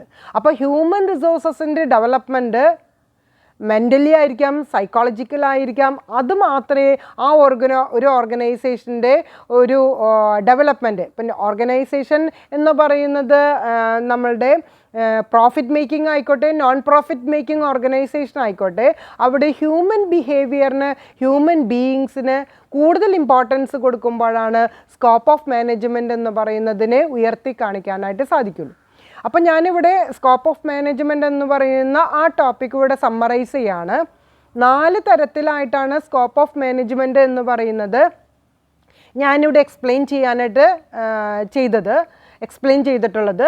അതായത് ആദ്യത്തെ കാറ്റഗറി എന്ന് പറയുന്നത് നമ്മളുടെ പ്ലാനിങ് ആക്ടിവിറ്റീസ്, സെക്കൻഡ് വൺ എന്ന് പറയുന്നത് ഓപ്പറേഷണൽ അപ്രോച്ചാണ്, തേർഡ് വൺ എന്ന് പറയുന്നത് ഇൻ്റർ ഡിസിപ്ലിനറി അപ്രോച്ചാണ്, ലാസ്റ്റായിട്ട് നമ്മൾ പറഞ്ഞത് ഹ്യൂമൻ റിസോഴ്സാണ്. ഈ ഒരു കാറ്റഗറിയുടെ ബേസിസിൽ സ്കോപ്പ് ഓഫ് മാനേജ്മെൻറ്റ് എന്തിനാണ് ഈ മാനേജ്മെൻറ്റ് ചെയ്യേണ്ടത് എന്നുള്ളതിനെ കുറിച്ചിട്ടുള്ള ഒരു ആവശ്യകത എല്ലാ സ്റ്റുഡൻസിനും ഫോളോ ചെയ്യാനായിട്ട് പറ്റിയിട്ടുണ്ടെന്ന് ഞാൻ വിചാരിക്കുന്നു. ഇന്നത്തെ സെക്കൻഡ് ടോപ്പിക്ക് നമുക്ക് ഡീറ്റെയിൽ ആയിട്ട് പഠിക്കാൻ പോകുന്നത് MBO ആണ്, that is management by objectives എന്ന് പറയുന്നത്. നമ്മൾ നേരത്തെ കോൺട്രിബ്യൂട്ടേഴ്സിൻ്റെ ഒരു പഠനം നടത്തിയ സമയത്ത് പീറ്റർ ഡ്രുക്കറിൻ്റെ മാനേജ്മെൻറ്റ് ബൈ ഒബ്ജക്റ്റീവ്സ് എന്ന് പറയുന്നത് ഡിസ്കസ് ചെയ്യുന്ന സമയത്ത് ഞാൻ പറഞ്ഞിരുന്നു അത് നമ്മൾ ഡീറ്റെയിൽ ആയിട്ട് വേറൊരു സെഷനിൽ പഠിക്കണം എന്നുള്ളത്. അപ്പോൾ ഇന്നത്തെ ഒരു ഹാഫ് പോർഷൻ എന്ന് പറയുന്നത് എന്താണ്? മാനേജ്മെൻറ്റ് ബൈ ഒബ്ജക്റ്റീവ്സ് എന്ന് പറയുന്നതാണ്. What is the meaning of management by objectives? It is a method by which managers and employees jointly set goals. ഇവിടെ MBO എന്ന് പറയുന്നത് ഇറ്റ് ഈസ് എ സിസ്റ്റമാറ്റിക് മെത്തേഡാണ്. ഈ മെത്തേഡ് എന്ന് പറയുന്നത് ആരാണ് ഇവിടെ അപ്ലൈ ചെയ്യേണ്ടത്? അവിടുത്തെ പ്ലെയേഴ്സ് എന്ന് പറയുന്നത് മാനേജേഴ്സ്, അതുപോലെ തന്നെ എംപ്ലോയീസ് ആണ്. അവരെന്തിനു വേണ്ടിയിട്ടാണ് ഈ പ്രവർത്തനം നടത്തുന്നത്? Jointly set goals for work performance. അവരുടെ വർക്ക് എന്ന് പറയുന്നത്, അല്ലെങ്കിൽ ഒരു ഓർഗനൈസേഷൻ്റെ ഗോൾ എന്ന് പറയുന്നത് ഏറ്റവും പെർഫെക്റ്റായിട്ട് ചെയ്യാൻ വേണ്ടിയിട്ടുള്ള ഒരു പ്രവർത്തനമാണ് അവിടെ അവർ കാഴ്ചവെക്കുന്നത്. ആൻഡ് ദ പേഴ്സണൽ ഡെവലപ്മെൻറ്റ്, ഒരു ഓർഗനൈസേഷൻ്റെ ഡെവലപ്മെൻറ്റ് മാത്രമല്ല ഇവിടെ എയിം ചെയ്യുന്നത്, പേഴ്സണൽ ഡെവലപ്മെൻറ്റിന് കൂടിയിട്ടാണ്. അവിടെ ആരൊക്കെയാണോ പ്ലെയേഴ്സായിട്ട് നിൽക്കുന്നത് അവരുടെ ഒരു പേഴ്സണൽ ഡെവലപ്മെൻറ്റിന് കൂടി ഇവിടെ കൂടുതൽ ഇമ്പോർട്ടൻസ് കൊടുക്കുന്നുണ്ട്. And periodically evaluate the employees progress. ഓരോ എംപ്ലോയീസിൻ്റെയും പെർഫോമൻസ് എന്ന് പറയുന്നത് പീരിയോഡിക്കലായിട്ട് ഇവാലുവേറ്റ് ചെയ്ത് അവരെ ഡെവലപ്പ് ചെയ്യുന്ന ഒരു കാറ്റഗറി കൂടി ഇവിടെ ഫോക്കസ് ചെയ്യുന്നുണ്ട്. അതുപോലെ തന്നെ പ്രോഗ്രസ്, എന്തിനോടുള്ള പ്രോഗ്രസ് ആണ്? Development towards achieving these goals and integrating of individual, team, departmental and organisational goal. ഇവിടെ പ്രോഗ്രസ് എന്ന് പറയുന്നത് ഒറ്റയ്ക്കൊരാളുടെ മാത്രമല്ല, ഒരു ഗ്രൂപ്പിൻ്റേതാണ്, അതായത് ഒരു ടീമിൻ്റേതാണ്, അതോടൊപ്പം തന്നെ ഒരു ഡിപ്പാർട്ട്മെൻറ്റിൻ്റെയാണ്, അല്ലെങ്കിൽ ഒരു ഓർഗനൈസേഷൻ്റെയാണ്. ഇത്രയും പ്രവർത്തനങ്ങളുടെ ഒരു പുരോഗതിയിലേക്കുള്ള ഓരോ എംപ്ലോയീസിൻ്റെയും കോൺട്രിബ്യൂഷൻ എന്ന് പറയുന്നതിൻ്റെ ഒരു പെർഫോമൻസ് ഇവാലുവേഷനാണ് നമ്മൾ MBO എന്ന് പറയുന്നതിൻ്റെ ഒരു മീനിങ് ആയിട്ട് പറയാനായിട്ട് സാധിക്കുന്നത്. അപ്പോൾ ഇതിൻ്റെ ഡീറ്റെയിൽ ആയിട്ട് നമ്മൾ ഡിസ്കസ് ചെയ്യുമ്പോൾ MBO എന്ന് പറയുന്നത് ഒരു ഫിലോസഫി ആണെന്ന് പറയാം. നമ്മൾ നേരത്തെ പറഞ്ഞു it is A systematic method. ആ മെത്തേഡ് എന്ന് പറയുന്നത് എങ്ങനെയാണ് നമ്മൾ അപ്ലൈ ചെയ്യേണ്ടത്? ഫിലോസഫിക്കലായിട്ട് നമ്മൾ അപ്ലൈ ചെയ്യണം. അതോടൊപ്പം തന്നെ സിസ്റ്റം ഓഫ് മാനേജ്മെൻറ്റ് എന്ന് പറയുന്നതിന് കൂടുതൽ എംഫസൈസ് കൊടുക്കുന്നത് ഓരോന്നിൻ്റെയും ഗോൾസാണ്. ഓരോന്നിൻ്റെയും ഗോൾസ് എന്ന് പറഞ്ഞാൽ പേഴ്സണൽ ഗോൾസ് ഉണ്ടായിരിക്കാം, ഡിപ്പാർട്ട്മെൻറ്റ് ഗോൾസ് ഉണ്ടായിരിക്കാം, ഓരോ ടീമിൻ്റെയും ഗോൾസ് ഉണ്ടായിരിക്കാം, അതുപോലെ തന്നെ ഒരു ഓർഗനൈസേഷൻ്റെ ഗോൾ ഉണ്ടായിരിക്കാം. ഈ എല്ലാ ഗോൾസിനെയും നമ്മൾ എന്തായിട്ട് കണക്കാക്കണം? ഒരേപോലെ മൾട്ടി ഡിസിപ്ലിനായിട്ട് നമ്മൾ ഒരേപോലെ കണക്കിലെടുത്തുകൊണ്ട് സിസ്റ്റമാറ്റിക് ആയിട്ടുള്ള ഒരു അപ്രോച്ചാണ് ഇവിടെ നമ്മൾ ഉദ്ദേശിക്കുന്നത്. അതുപോലെ തന്നെ അതിന് കൂടുതൽ ഇമ്പോർട്ടൻസ് കൊടുക്കുന്നത് ടാഞ്ചിബിൾ, വെരിഫയബിൾ ആൻഡ് മെഷറബിൾ. നമുക്ക് കിട്ടിയിരിക്കുന്ന ഗോൾസ് എന്ന് പറയുന്നത് ടാഞ്ചിബിൾ ആയിരിക്കണം, അതായത് നമുക്ക് ഫിസിക്കലായിട്ട് കാണാനും തൊടാനും അറിയാനും സാധിക്കണം. അത് മെഷർ ചെയ്യാനായിട്ട് സാധിക്കണം. അത് ക്വാളിറ്റേറ്റീവ് ബേസിസിലായാലും ക്വാണ്ടിറ്റേറ്റീവ് ബേസിസിലായാലും വെരിഫൈ ചെയ്ത് മെഷർ ചെയ്യാനായിട്ട് സാധിക്കണം. ഈ ഒരു കാര്യമാണ് MBO എന്ന് പറയുന്ന മാനേജ്മെൻറ്റ് ബൈ ഒബ്ജക്റ്റീവ്സിൽ കൂടുതൽ ഇമ്പോർട്ടൻസ് കൊടുക്കുന്നത്. അപ്പോൾ പീറ്റർ ഡ്രുക്കറാണ് ഇതിൻ്റെ മെയിൻ കോൺട്രിബ്യൂട്ടർ എന്ന് ഞാൻ പറഞ്ഞിരുന്നു. MBO എന്ന് പറയുന്നതിനെ കുറിച്ച് ആദ്യമായിട്ട് നമുക്കൊരു ഐഡിയ തന്നിട്ടുള്ള ആൾ പീറ്റർ ഡ്രുക്കറാണ്. 1950s ഒരു തിങ്കിങ് ആണ് ഈ മാനേജ്മെൻറ്റ് ബൈ ഒബ്ജക്റ്റീവ്സ് എന്ന് പറയുന്നത്. ആ ഒരു സ്കൂൾ ഓഫ് തോട്ടിന് വളരെയധികം മാറ്റങ്ങൾ വന്നിട്ടുണ്ടെങ്കിലും MBO എന്ന് പറയുന്ന കാര്യത്തിന് നമ്മുടെ മാനേജ്മെൻറ്റ് സ്റ്റഡിയിൽ വളരെയധികം പ്രാധാന്യം കൊടുക്കുന്നുണ്ട്. അപ്പോൾ നമുക്ക് നെക്സ്റ്റ് ആയിട്ട് അതിൻ്റെ ഫീച്ചേഴ്സ് എന്തൊക്കെയാണെന്ന് നോക്കാം. നമ്മൾ പറഞ്ഞു അതിനൊരു ഇമ്പോർട്ടൻസ് ഉണ്ട് എന്നാണ് പറയുന്നത്. അപ്പോൾ MBO എന്ന് പറയുന്നതിന് ഒരു ഇമ്പോർട്ടൻസ് ഉണ്ടെങ്കിൽ അതിന് ഡിഫറെൻറ്റ് സ്പെഷ്യൽ ഫീച്ചേഴ്സ് ഉണ്ടായിരിക്കും. ആ ഫീച്ചേഴ്സ് എന്ന് പറയുന്നതിൻ്റെ ആദ്യം എനിക്ക് പറയാനായിട്ട് സാധിക്കുന്നത് ഓരോ ഓർഗനൈസേഷൻ്റെയും ഗോൾസ്, അതുപോലെ തന്നെ അവരുടെ അച്ചീവ്മെൻ്റ് എന്ന് പറയുന്നത്. ഏതൊരു ഒബ്ജക്റ്റ് എടുത്ത് നോക്കിക്കോട്ടെ, അവിടെ ഒരു എയിം ഉണ്ടായിരിക്കും. ഈ എയിമിനാണ് കൂടുതൽ ഇമ്പോർട്ടൻസ് കൊടുക്കുന്നത്. അപ്പോൾ മാനേജ്മെൻറ്റ് ബൈ ഒബ്ജക്റ്റീവ്സ് എന്ന് പറയുന്നത് ആ ഒബ്ജക്റ്റീവ് തന്നെയാണ് ആ ഒരു ഓർഗനൈസേഷൻ്റെ ഗോൾ എന്ന് പറയുന്നത്. അതെങ്ങനെ നമുക്ക് അച്ചീവ് ചെയ്യാൻ പറ്റും എന്നുള്ളതാണ് ഫസ്റ്റ് ഫീച്ചറായിട്ട് നമുക്ക് പഠിക്കാനുള്ളത്. നെക്സ്റ്റ് ഫീച്ചർ അതിൻ്റെ മെഷർമെൻറ്റ് ആൻഡ് വെരിഫിക്കേഷൻ ആണ്. നമ്മൾ പറഞ്ഞിരുന്നു ഓരോ സ്റ്റെപ്പിലും നമ്മളുടെ റിസൾട്ട് എന്ന് പറയുന്നത് അല്ലെങ്കിൽ ഔട്ട്പുട്ട് എന്ന് പറയുന്നത് എങ്ങനെയുള്ളതായിരിക്കണം? വെരിഫയബിൾ ആയിരിക്കണം, മെഷറബിൾ ആയിരിക്കണം. അതാണ് സെക്കൻഡ് ഫീച്ചർ.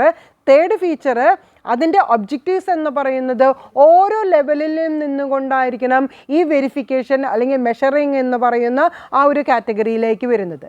ഈ ലെവൽസ് എന്ന് പറയുന്നത് ഇൻഡിവിജ്വലായിട്ട്, ടീം വർക്കായിട്ട്, അതുപോലെ തന്നെ ഡിപ്പാർട്ട്മെൻറ്റായിട്ട്, അതുപോലെ തന്നെ ഡിവിഷൻ ഓഫ് ലേബർ എന്ന് പറയുന്ന കാറ്റഗറിയിലും ഒരു ഓർഗനൈസേഷൻ്റെ ഓവറോൾ എന്ന് പറയുന്ന ആ ലെവലിലും നിന്നുകൊണ്ടായിരിക്കണം ഈ വെരിഫിക്കേഷൻ അല്ലെങ്കിൽ മെഷർമെൻറ്റ് എന്ന് പറയുന്ന കാര്യം നമ്മൾ ചെയ്യേണ്ടത്. നെക്സ്റ്റ് ഫീച്ചർ ഇവിടെ ഓരോരുത്തരുടെയും ശ്രമം എന്ന് പറയുന്നത്, ആ റിലേഷൻ എന്ന് പറയുന്നത് ഷോർട്ട് ടേം മാത്രമല്ല ലോങ് ടേം റിലേഷനും കൂടുതൽ ഇമ്പോർട്ടൻസ് കൊടുത്തിരിക്കണം.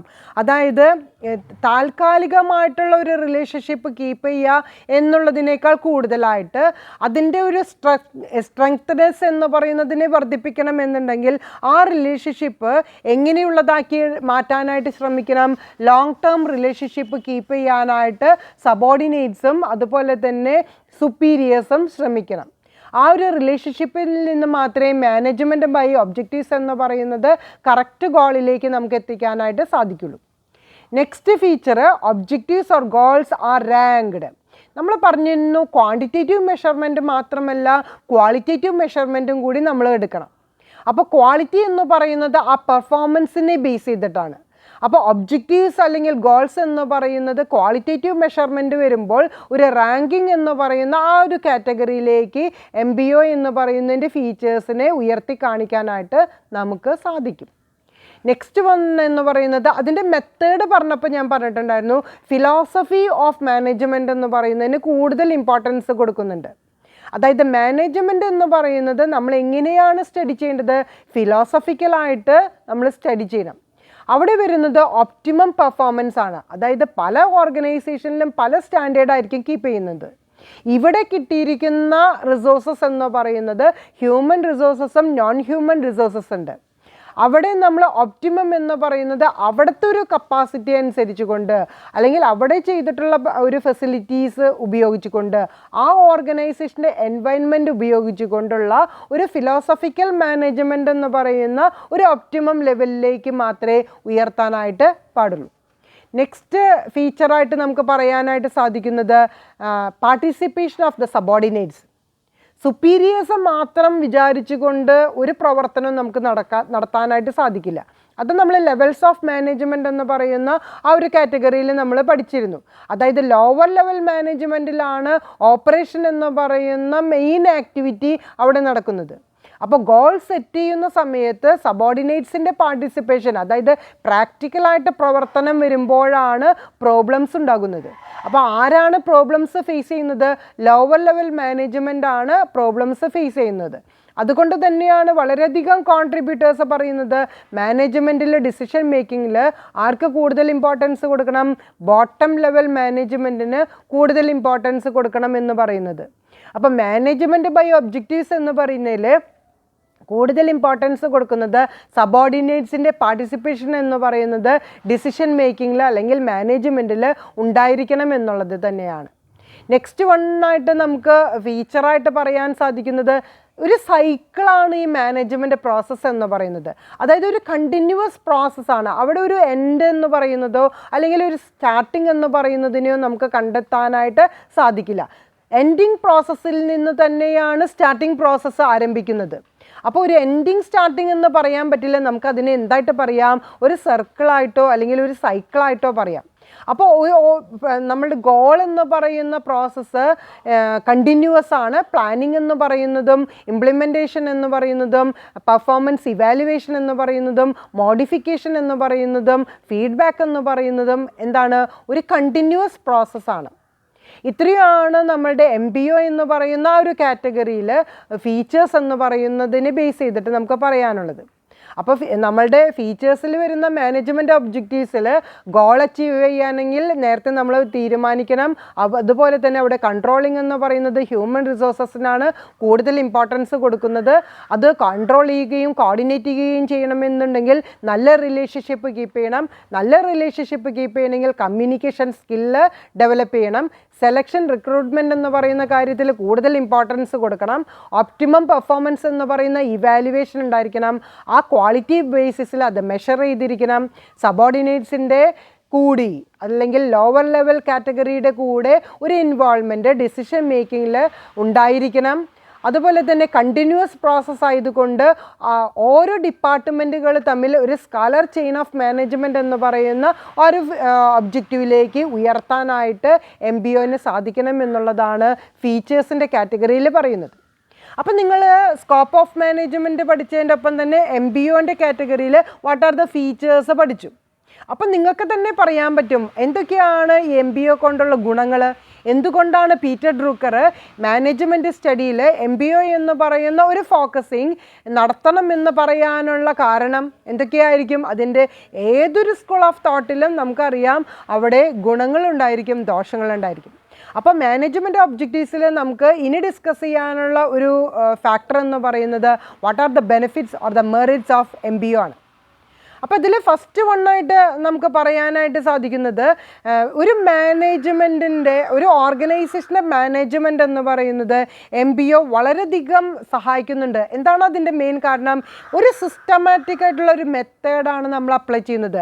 ഒരു സിസ്റ്റമാറ്റിക് മെത്തേഡിൻ്റേതായ എല്ലാ ക്വാളിറ്റീസും അല്ലെങ്കിൽ എല്ലാ ബെനിഫിറ്റ്സും നമുക്ക് MBO എന്ന് പറയുന്ന കാര്യത്തിൽ കിട്ടാനായിട്ട് സാധിക്കും. അതായത് നമ്മളവിടെ അപ്ലൈ ചെയ്യുന്നത് ഫിസിയോളജിക്കൽ മെത്തേഡ് ഓഫ് മാനേജ്മെൻ്റ് ആണ്. അപ്പോൾ അത് നമുക്കൊരു ബെനിഫിറ്റായിട്ട് പറയാം.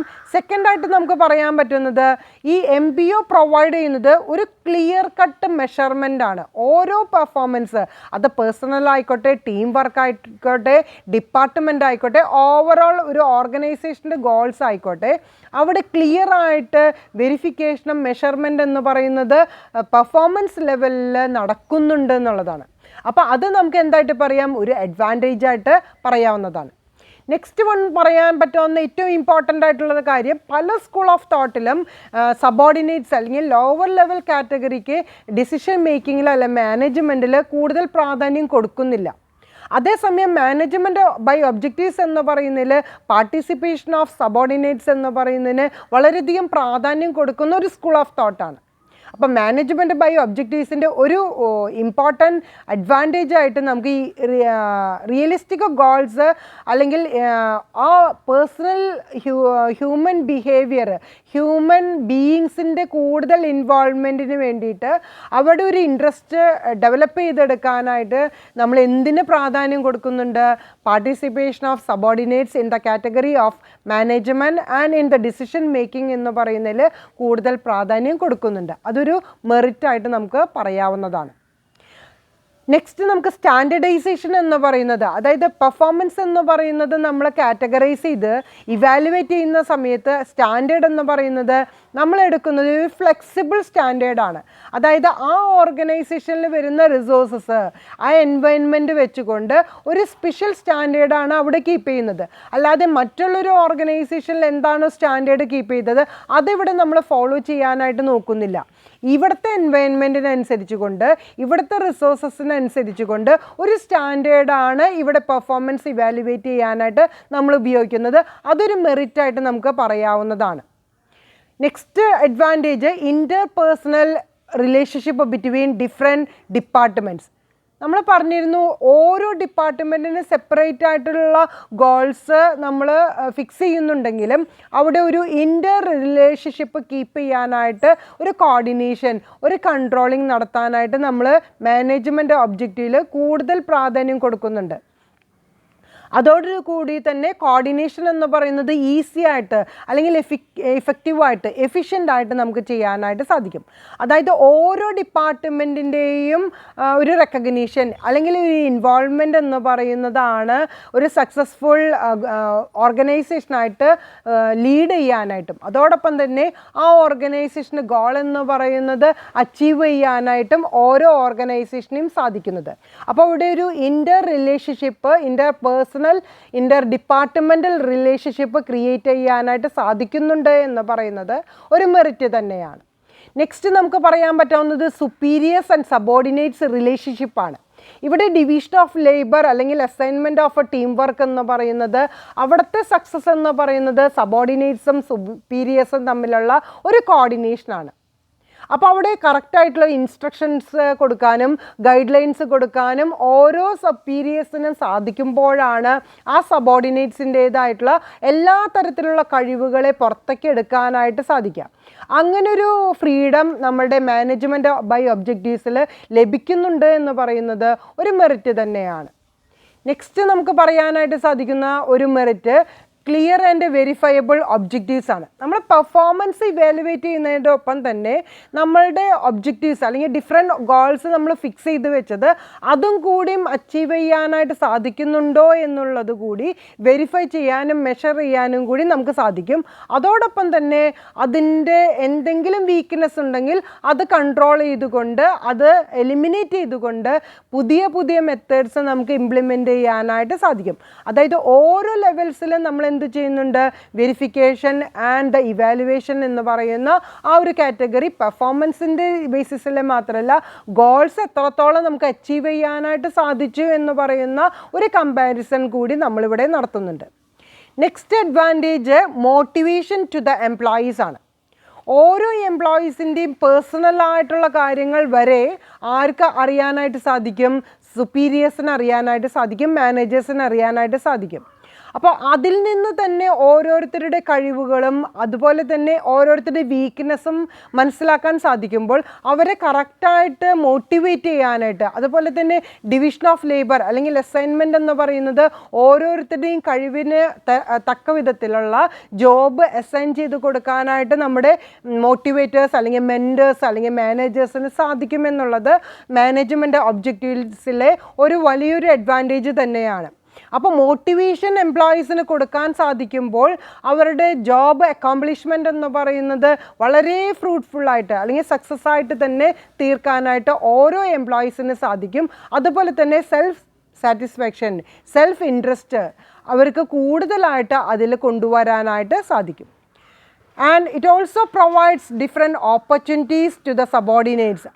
ഓരോ തരത്തിലുള്ള ഡിഫറെൻ്റ് ആയിട്ടുള്ള ഓപ്പർച്യൂണിറ്റീസ് എന്ന് പറയുന്നത് ഓരോ സബോർഡിനേറ്റ്സിനും കിട്ടുന്നുണ്ട്. നമ്മൾ നേരത്തെ പറഞ്ഞു അവർക്ക് ഓരോ എംപ്ലോയീസിനും അവരുടേതായ ഐഡിയാസ്, അവരുടേതായ സജഷൻസ് കൊണ്ടുവരാനുള്ള ഒരു ഫ്രീഡം നമ്മുടെ മാനേജ്മെൻറ്റ് ബൈ ഒബ്ജക്റ്റീവ്സിൽ ലഭിക്കുന്നുണ്ട്.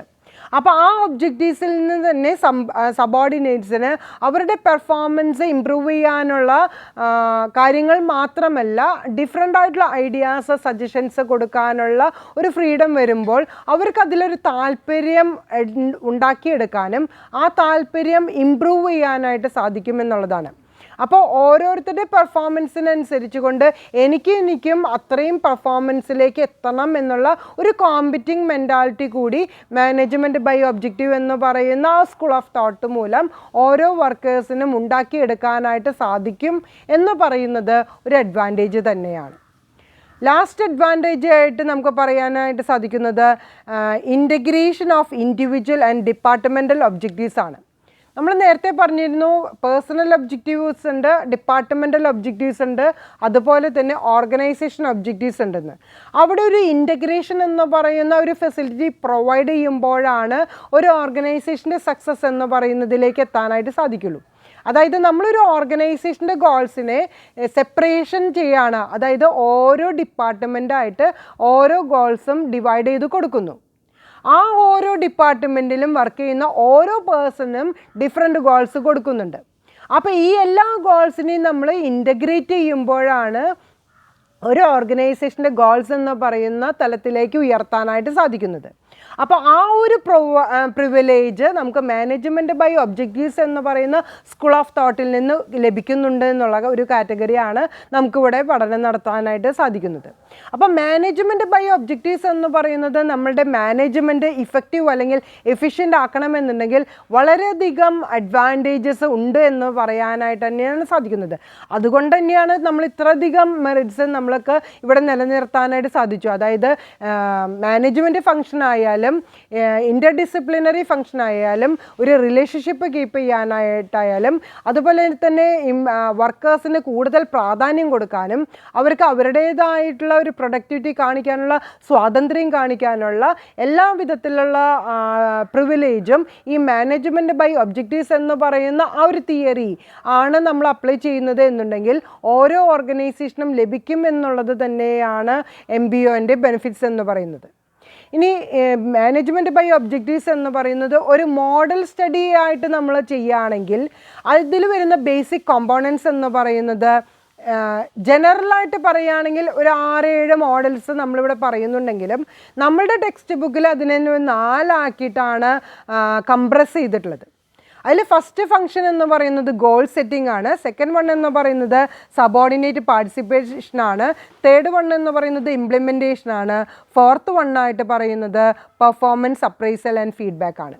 അപ്പോൾ നമ്മൾ നേരത്തെ പറഞ്ഞിട്ടുള്ള മാനേജ്മെൻറ്റ് ബൈ ഒബ്ജക്റ്റീവ്സിൻ്റെ ഫീച്ചേഴ്സ് അതുപോലെ തന്നെ അതിൻ്റെ ബെനിഫിറ്റ്സ് എന്ന് പറയുന്നത് നമ്മളതിൻ്റെ ഒരു കോമ്പോണൻസ് ബേസിസിലായിട്ട് അതിനെക്കുറിച്ചൊരു പഠനം നടത്തുകയാണെങ്കിൽ ഈ 4 ഗ്രൂപ്പ് ഓഫ് ആക്ടിവിറ്റീസ് അല്ലെങ്കിൽ ഗ്രൂപ്പ് ഫങ്ഷൻസ് ആയിട്ടാണ് ഗ്രൂപ്പ് കോമ്പോണൻസ് ആയിട്ടാണ് നമ്മൾ പറയുന്നത്. അതിൽ തന്നെ ഡിഫറെൻ്റ് ഉണ്ട്. അതായത് ഇപ്പോൾ ഫസ്റ്റ് ഒബ്ജക്റ്റായിട്ട് പറയുന്നത് ഗോൾ സെറ്റിംഗ് ആണ്. ഈ ഗോൾ സെറ്റിംഗ് എന്ന് പറയുന്നതിനെ തന്നെ നമുക്ക് ഡിഫറെൻ്റ് ആയിട്ട് പറയാം. പേഴ്സണൽ ഗോൾ ഉണ്ട്, ഡിപ്പാർട്ട്മെൻ്റൽ ഗോൾ ഉണ്ട്,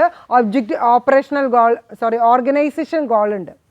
അപ്പോൾ ഗോൾ സെറ്റിംഗ് എന്ന് പറയുന്നതിനെ നമുക്ക് ഡിഫറെൻറ്റ് ക്ലാസിഫിക്കേഷൻ എന്ന് പറയുന്നതിനെ നമ്മൾ കംപ്രൈസ് ചെയ്തുകൊണ്ട് ഒരു ഗോളായിട്ട് പറയുന്നതാണ് ഗോൾ സെറ്റിംഗ് എന്ന് പറയുന്നത്. ഇവിടെ മാനേജേഴ്സും എംപ്ലോയീസും അവരുടേതായ തരത്തിൽ പേഴ്സണൽ ഗോളും അതുപോലെ തന്നെ ജോബ് ഓറിയൻറ്റഡ് ഗോൾസ് നമ്മളിവിടെ ക്രിയേറ്റ് ചെയ്യണം. അതിൻ്റെ ഒരു ഐഡൻറ്റിഫിക്കേഷൻ റെക്കഗ്നീഷൻ്റെ ബേസിസിലാണ് ഓരോരുത്തരുടേതായിട്ടുള്ള റെസ്പോൺസിബിലിറ്റീസ് അതുപോലെ തന്നെ ഓരോരുത്തരുടേതായ അതോറിറ്റീസ് വരുന്നത്. ഈ റെസ്പോൺസിബിലിറ്റീസ് ആൻഡ് അതോറിറ്റീസിനെ ബേസ് ചെയ്തുകൊണ്ടാണ് ഡ്യൂട്ടീസ് അസൈൻ ചെയ്ത് കൊടുക്കുന്നത്. ഇതിൻ്റെ ഒരു ഫോർമുലേഷൻ എന്ന് പറയുന്ന പ്രൊസീജിയറാണ് നമ്മുടെ ഗോൾ സെറ്റിംഗ് എന്ന് പറയുന്ന ആ ഒരു ഏരിയയിൽ നടത്തുന്ന ഫങ്ഷൻസ്. സെക്കൻഡ് വണ്ണായിട്ട് നമുക്ക് പറയാൻ പറ്റാവുന്ന ഒരു പ്രൊസീജിയർ, ഒരു പ്രോസസ്സ് എന്ന് പറയുന്നത് സബോർഡിനേറ്റ്സ് പാർട്ടിസിപ്പേഷനാണ്. നമ്മൾ പറഞ്ഞിരുന്നു മാനേജ്മെൻറ്റ് ബൈ ഒബ്ജക്റ്റീവ്സിൽ വളരെയധികം പ്രാധാന്യം സബോർഡിനേറ്റ്സിന് കൊടുക്കുന്നുണ്ട്. അത് മാനേജ്മെൻറ്റിൽ റോൾ എന്ന് പറയുന്നത് പെർഫോമൻസ് ലെവലിൽ മാത്രമല്ല ഡിസിഷൻ മേക്കിങ്ങിലും കൂടി കൂടുതൽ പ്രാധാന്യം കൊടുക്കുന്നുണ്ട്. അപ്പോൾ ഇവിടെ പാർട്ടിസിപ്പേഷൻ ഓഫ് ദ സബോർഡിനേറ്റ്സ് എന്ന് പറയുന്നത് ടോപ്പ് ലെവൽ മാനേജ്മെൻറ്റ് തുടങ്ങിയിട്ട് middle level management, lower level management ഈ 3 കാറ്റഗറിയിലും ഈക്വൽ ഇമ്പോർട്ടൻസ് കൊടുക്കുന്നുണ്ട്. എന്താണ് അതിനുള്ള കാരണം? ഇതിൻ്റെ ഓപ്പറേഷണൽ ഫങ്ഷൻ എന്ന് പറയുന്നത് ആരിലൂടെയാണ് നടത്തേണ്ടത്? ലോവർ ലെവൽ മാനേജ്മെൻറ്റിലാണ് നടത്തേണ്ടത്. അതുകൊണ്ട് പ്ലാനിംഗ് ഫങ്ഷനിലും കൺട്രോളിംഗ് ഫങ്ഷനിലും ആർക്ക് കൂടുതൽ പ്രാധാന്യം കൊടുക്കണം? നമ്മുടെ വർക്കേഴ്സ് അതുപോലെ തന്നെ സുപ്പീരിയേഴ്സ്, ഫോർമാൻ എന്ന് പറയുന്ന ആ ഒരു കാറ്റഗറിയിൽ കൂടുതൽ ഇമ്പോർട്ടൻസ് കൊടുക്കണം എന്നുള്ളതാണ് മാനേജ്മെൻറ്റ് ബൈ ഒബ്ജക്റ്റീവ്സിൻ്റെ ഒരു സെക്കൻഡ് പ്രോസസ്സായിട്ട് പറയാനായിട്ട് സാധിക്കുന്നത്. തേർഡ് പ്രോസസ്സായിട്ട് നമുക്ക് പറയേണ്ടത് ഇംപ്ലിമെൻറ്റേഷനാണ്. അതായത് പ്രവർത്തന മേഖല ആരംഭിക്കുന്നത് ഇംപ്ലിമെൻറ്റേഷനിലാണ്. നേരത്തെ പറഞ്ഞ ഗോൾ സെറ്റിങ്ങും അതുപോലെ തന്നെ സബോർഡിനേറ്റ് പാർട്ടിസിപ്പേഷൻ എന്ന് പറയുന്നത് പ്ലാനിംഗ് ഫങ്ഷനാണ്. ഓപ്പറേഷണൽ ഫങ്ഷൻ സ്റ്റാർട്ട് ചെയ്യുന്നത് ഈ പറഞ്ഞിട്ടുള്ള ഫോർമുലേറ്റ് ചെയ്തിട്ടുള്ള പോളിസീസ്, പ്രിൻസിപ്പിൾസ് അല്ലെങ്കിൽ ഡിവിഷൻ ഓഫ് ലേബർ എന്ന് പറയുന്നത് എവിടെയാണ് നമ്മൾ സ്റ്റാർട്ട് ചെയ്യുന്നത്? ഇംപ്ലിമെൻറ്റേഷൻ എന്ന് പറയുന്ന പ്രൊസീജിയറിലാണ് നമ്മൾ ആരംഭിക്കുന്നത്. അതായത് അതിന് നമുക്ക് വേറൊരു വാക്കിൽ പറയുകയാണെങ്കിൽ ട്രാൻസ്ഫോർമേഷൻ എന്ന് പറയാം. അതായത് പ്ലാനിങ്ങിൽ എടുത്തിട്ടുള്ള പോളിസീസ് പ്രിൻസിപ്പിൾസ് നമ്മൾ ഫോർമുലേറ്റ് ചെയ്യുമ്പോഴാണ് എന്ത് വരുന്നത്, ഇംപ്ലിമെൻറ്റേഷൻ എന്ന് പറയുന്നത്. അവിടെ നമ്മൾ നേരത്തെ പറഞ്ഞിട്ടുള്ള ഹ്യൂമൻ റിസോഴ്സസും നോൺ ഹ്യൂമൻ റിസോഴ്സസിൻ്റെ ഒരു ഇൻ്റർലിങ്ക് വന്നുകൊണ്ട് ഒരു പ്രവർത്തന മേഖലയിലേക്ക് പ്രൊഡക്ടിവിറ്റി എന്ന് പറയുന്ന ആ ഒരു കാറ്റഗറിയിലേക്കാണ് നമ്മുടെ ഈ ഗോൾസിനെ കൊണ്ടുവരേണ്ടത്. അപ്പോൾ ഒരു അച്ചീവ്മെൻറ്റ് നടക്കണം എന്നുണ്ടെങ്കിൽ അവിടെ കൂടുതലായിട്ടുള്ള പ്രവർത്തനങ്ങൾ നടക്കുന്നത് ഇംപ്ലിമെൻറ്റേഷൻ എന്ന് പറയുന്നതാണ്. ലാസ്റ്റ് കാറ്റഗറി ആയിട്ട് നമുക്ക് പറയുന്നത് ഇവാലുവേഷൻ ആണ്.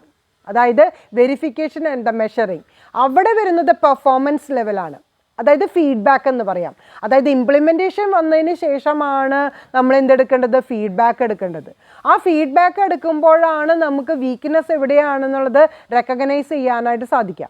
ആ വീക്ക്നെസ്സിനെ ഇല്ലായ്മ ചെയ്തുകൊണ്ട് നമ്മൾ എന്ത് ചെയ്യണം, കൂടുതലായിട്ടുള്ള മെത്തേഡ്സ് അല്ലെങ്കിൽ വീക്ക്നെസ് വന്നതിനെ ഒഴിവാക്കിക്കൊണ്ട് പുതിയ പുതിയ മെത്തേഡ്സ് അല്ലെങ്കിൽ മെഷർമെൻറ്റ് അല്ലെങ്കിൽ റെമഡിയൽ മെഷേഴ്സ് നമുക്ക് എടുത്തുകൊണ്ട് ആ വീക്ക്നെസ്സിനെ ഇല്ലാതെയാക്കാനായിട്ട് നോക്കണം. അപ്പോൾ ഇവിടെ നമ്മുടെ പെർഫോമൻസ് അല്ലെങ്കിൽ ഫീഡ്ബാക്ക് എന്ന് പറയുന്നതിൽ 4 സ്റ്റെപ്പാണ് ഇൻവോൾവ് ചെയ്യേണ്ടത്. ഫസ്റ്റ് വൺ എന്ന് പറയുന്നത് ഐഡൻറ്റിഫൈ ദ മെഷർമെൻറ്റ്. എങ്ങനെയാണ് നമ്മൾ ഇവാലുവേറ്റ് ചെയ്യാനായിട്ട് ഉദ്ദേശിക്കുന്നത്, അതിൻ്റെ സ്റ്റാൻഡേർഡ് എന്ന് പറയുന്നത് നമ്മൾ ആദ്യം തന്നെ ഐഡൻറ്റിഫൈ ചെയ്തെടുക്കണം. സെക്കൻഡ് വണ്ണാണ് മെഷർമെൻറ്റ് ഓഫ് ദ പെർഫോമൻസ്. ഈ സ്റ്റാൻഡേർഡിലേക്ക് നമ്മളുടെ റിസോഴ്സസ് എന്ന് പറയുന്നതിനെ എത്തിക്കാനായിട്ട് സാധിച്ചിട്ടുണ്ടോ എന്നുള്ള ഒരു മെഷർമെൻറ്റ് എന്ന് പറയുന്നതാണ് സെക്കൻഡ് കാറ്റഗറിയിൽ വരുന്നത്. തേർഡ് കാറ്റഗറിയിൽ വരുന്നത് റിവ്യൂ ആണ്. അതായത് നമ്മൾ എടുത്ത ഗോള് പ്രിൻസിപ്പിൾ നമ്മൾ ഫോളോ ചെയ്തിട്ട് ആ മെഷർ ചെയ്യുമ്പോഴാണ് നമുക്ക് എന്ത് ചെയ്യാൻ പറ്റുക, നമ്മളുടെ ആക്ച്വലും അതുപോലെ തന്നെ പ്രീ പ്ലാൻഡ് എന്ന് പറയുന്നത് തമ്മിലുള്ള വ്യത്യാസം മനസ്സിലാക്കാനായിട്ട് സാധിക്കുള്ളൂ. അതിനെയാണ് നമ്മളിവിടെ എന്തായിട്ട് പറയുന്നത്, റിവ്യൂ എന്ന് പറയുന്നത്. What is the difference between the observed and the actual. നമ്മൾ എന്താണോ എക്സ്പെക്റ്റ് ചെയ്തത്, എന്താണ് ആക്ച്വലായിട്ട് സംഭവിച്ചിട്ടുള്ളത്, അത് തമ്മിലുള്ള വ്യത്യാസത്തിനെയാണ് നമ്മളിവിടെ എന്തായിട്ട് പറയുന്നത്, റിവ്യൂ എന്ന് പറയുന്നത്. ലാസ്റ്റ് വൺ എന്ന് പറയുന്നതാണ് ഡെവലപ്പിംഗ് മെത്തേഡ്സ്. അതായത് നമ്മുടെ റിവ്യൂ വരുമ്പോഴാണ് നമുക്ക് ഡ്രോബാക്സ് മനസ്സിലാക്കുക. ആ ഡ്രോബാക്സിനെ ഇല്ലാണ്ടാക്കിക്കൊണ്ട് പുതിയ മെത്തേഡ്സ് നമ്മൾ അപ്ലൈ ചെയ്യുമ്പോഴാണ് നമുക്ക് ശരിയായിട്ട് നമ്മുടെ ഗോൾസ് അച്ചീവ് ചെയ്യാനായിട്ട് സാധിക്കുക. അപ്പോൾ ഈ 4 പ്രൊസീജിയറാണ് ഫീഡ്ബാക്ക് എന്ന് പറയുന്ന ലാസ്റ്റ് പ്രൊസീജിയറിലുള്ളത്. അതായത് ഫസ്റ്റ് വൺ എന്ന് പറയുന്നത് സ്റ്റാൻഡേർഡ് ഫിക്സ് ചെയ്യുക, രണ്ടാമത് നമ്മൾ ചെയ്യേണ്ടത് മെഷർ ചെയ്യുക, തേർഡ് വൺ എന്ന് പറയുന്നത് റിവ്യൂ ചെയ്യുക, ലാസ്റ്റ് വണ്ണായിട്ട് നമ്മൾ ചെയ്യേണ്ടത് റിവ്യൂവിൻ്റെ ബേസ് ചെയ്തിട്ടുള്ള നമ്മൾ ഡ്രോബാക്സിനെ എലിമിനേറ്റ് ചെയ്ത് പുതിയ മെത്തേഡ്സ് അപ്ലൈ ചെയ്യുക. അപ്പോൾ ഇത്രയും നമ്മൾ ഫീച്ചേഴ്സ് പഠിച്ചു, അതിൻ്റെ അഡ്വാൻറ്റേജസ് പഠിച്ചു, അതുപോലെ തന്നെ അതിൻ്റെ പ്രൊസീജിയർ പഠിച്ചു കഴിഞ്ഞിട്ട് ലാസ്റ്റ് ഇന്നത്തെ ടോപ്പിക്കിൽ ഞാൻ പറഞ്ഞു നിർത്താനായിട്ട് ഉദ്ദേശിക്കുന്നത് ക്രിറ്റിസിസമാണ്. നമുക്കറിയാം ഓരോ സ്കൂൾസ് ഓഫ് തോട്ട് എന്ന് പറയുന്നതും ക്രിറ്റിസിസം എന്ന് പറയുന്നതിനെ നമുക്ക് ഒഴിവാക്കാനായിട്ട് സാധിക്കില്ല. ഏത് ഏരിയ എടുത്തോ അവിടെ വിമർശനങ്ങൾ ഉണ്ടായിരിക്കും, അവിടെ ഡ്രോബാക്സ് ഉണ്ടായിരിക്കും. അപ്പോൾ ഇവിടെ നമുക്ക് കൂടുതൽ ഇമ്പോർട്ടൻസ് നമ്മൾ സബോർഡിനേറ്റ്സിന് കൊടുക്കുക എന്ന് പറയുന്ന ആ ഒരു ഫ്രീഡം തന്നെയാണ് മെയിനായിട്ട് ഡ്രോബാക്കായിട്ട് നമുക്ക് പറയാനായിട്ട് സാധിക്കുന്നത്. അപ്പോൾ നമുക്കതിനെ പോയിൻ്റ് വൈസ് ആയിട്ട് നോക്കുകയാണെങ്കിൽ ഫസ്റ്റ് പോയിൻ്റ് പറയുന്നത് നമ്മൾ കൂടുതൽ എംഫസൈസ് കൊടുത്തിട്ടുള്ളത് ഹ്യൂമൻ ബീയിങ്സിനാണ്. റിവാർഡിങ് ആയിക്കോട്ടെ അതുപോലെ തന്നെ പണിഷിങ് എന്ന് പറയുന്നതിന് കൂടുതൽ ഇമ്പോർട്ടൻസ് നമ്മൾ ഹ്യൂമൻ ബിഹേവിയറിന് കൊടുത്തിട്ടുണ്ട്, അല്ലെങ്കിൽ ഹ്യൂമൻ ബീയിങ്സിന് കൊടുക്കുന്നുണ്ട്. അവിടെ റെമ്യൂണറേഷൻ അല്ലെങ്കിൽ റിവാർഡിങ് എന്ന് പറയുന്നത് rewarding the people and punishing the people. അതായത് വർക്ക് അച്ചീവ് ചെയ്യാൻ സാധിക്കുന്നവരെ നമ്മൾ പ്രൊമോട്ട് ചെയ്യുകയും റിവാർഡ് ചെയ്യുകയും അതേസമയം ആ എഫിഷ്യൻസി എന്ന് പറയുന്ന സ്റ്റാൻഡേർഡ് കീപ്പ് ചെയ്യാൻ പറ്റാത്തവരെ പണിഷ് ചെയ്യുന്ന ഒരു ആറ്റിറ്റ്യൂഡ് എന്ന് പറയുന്നത് ഒരു വല്ലാത്തൊരു ഡീമെറിറ്റ് തന്നെയാണ്. അവരെ മുൻപന്തിയിലേക്ക് കൊണ്ടുവരാനായിട്ട് നോക്കുന്നതിനേക്കാൾ കൂടുതലായിട്ട് മാനേജ്മെൻറ്റ് ബൈ ഒബ്ജക്റ്റീവ്സിൽ ചെയ്യുന്നത് സ്റ്റാൻഡേർഡ് അച്ചീവ് ചെയ്യാൻ പറ്റാത്തവരെ പണിഷ് ചെയ്യുന്ന ഒരു ആറ്റിറ്റ്യൂഡാണ്. അതൊരു ഡ്രോബാക്കായിട്ട് നമുക്ക് പറയാവുന്ന ഒരു കാര്യമാണ്. രണ്ടാമത്തെ കാര്യം നമുക്ക് പറയാൻ പറ്റാവുന്നത് reduce the amount of paper work. അതായത് ഇവിടെ നമ്മൾ കൂടുതലായിട്ട് എയിം ചെയ്യുന്നത് പേപ്പർ വർക്കിനെ കുറയ്ക്കുകയും, അതായത് നമ്മൾ സാധാരണ പറയില്ലേ ഗവൺമെൻറ്റിൻ്റെ റൂൾസ് എന്ന് പറയുന്നത് ചുവന്ന നാടകളിൽ കുരുങ്ങിക്കെടുക്കുക.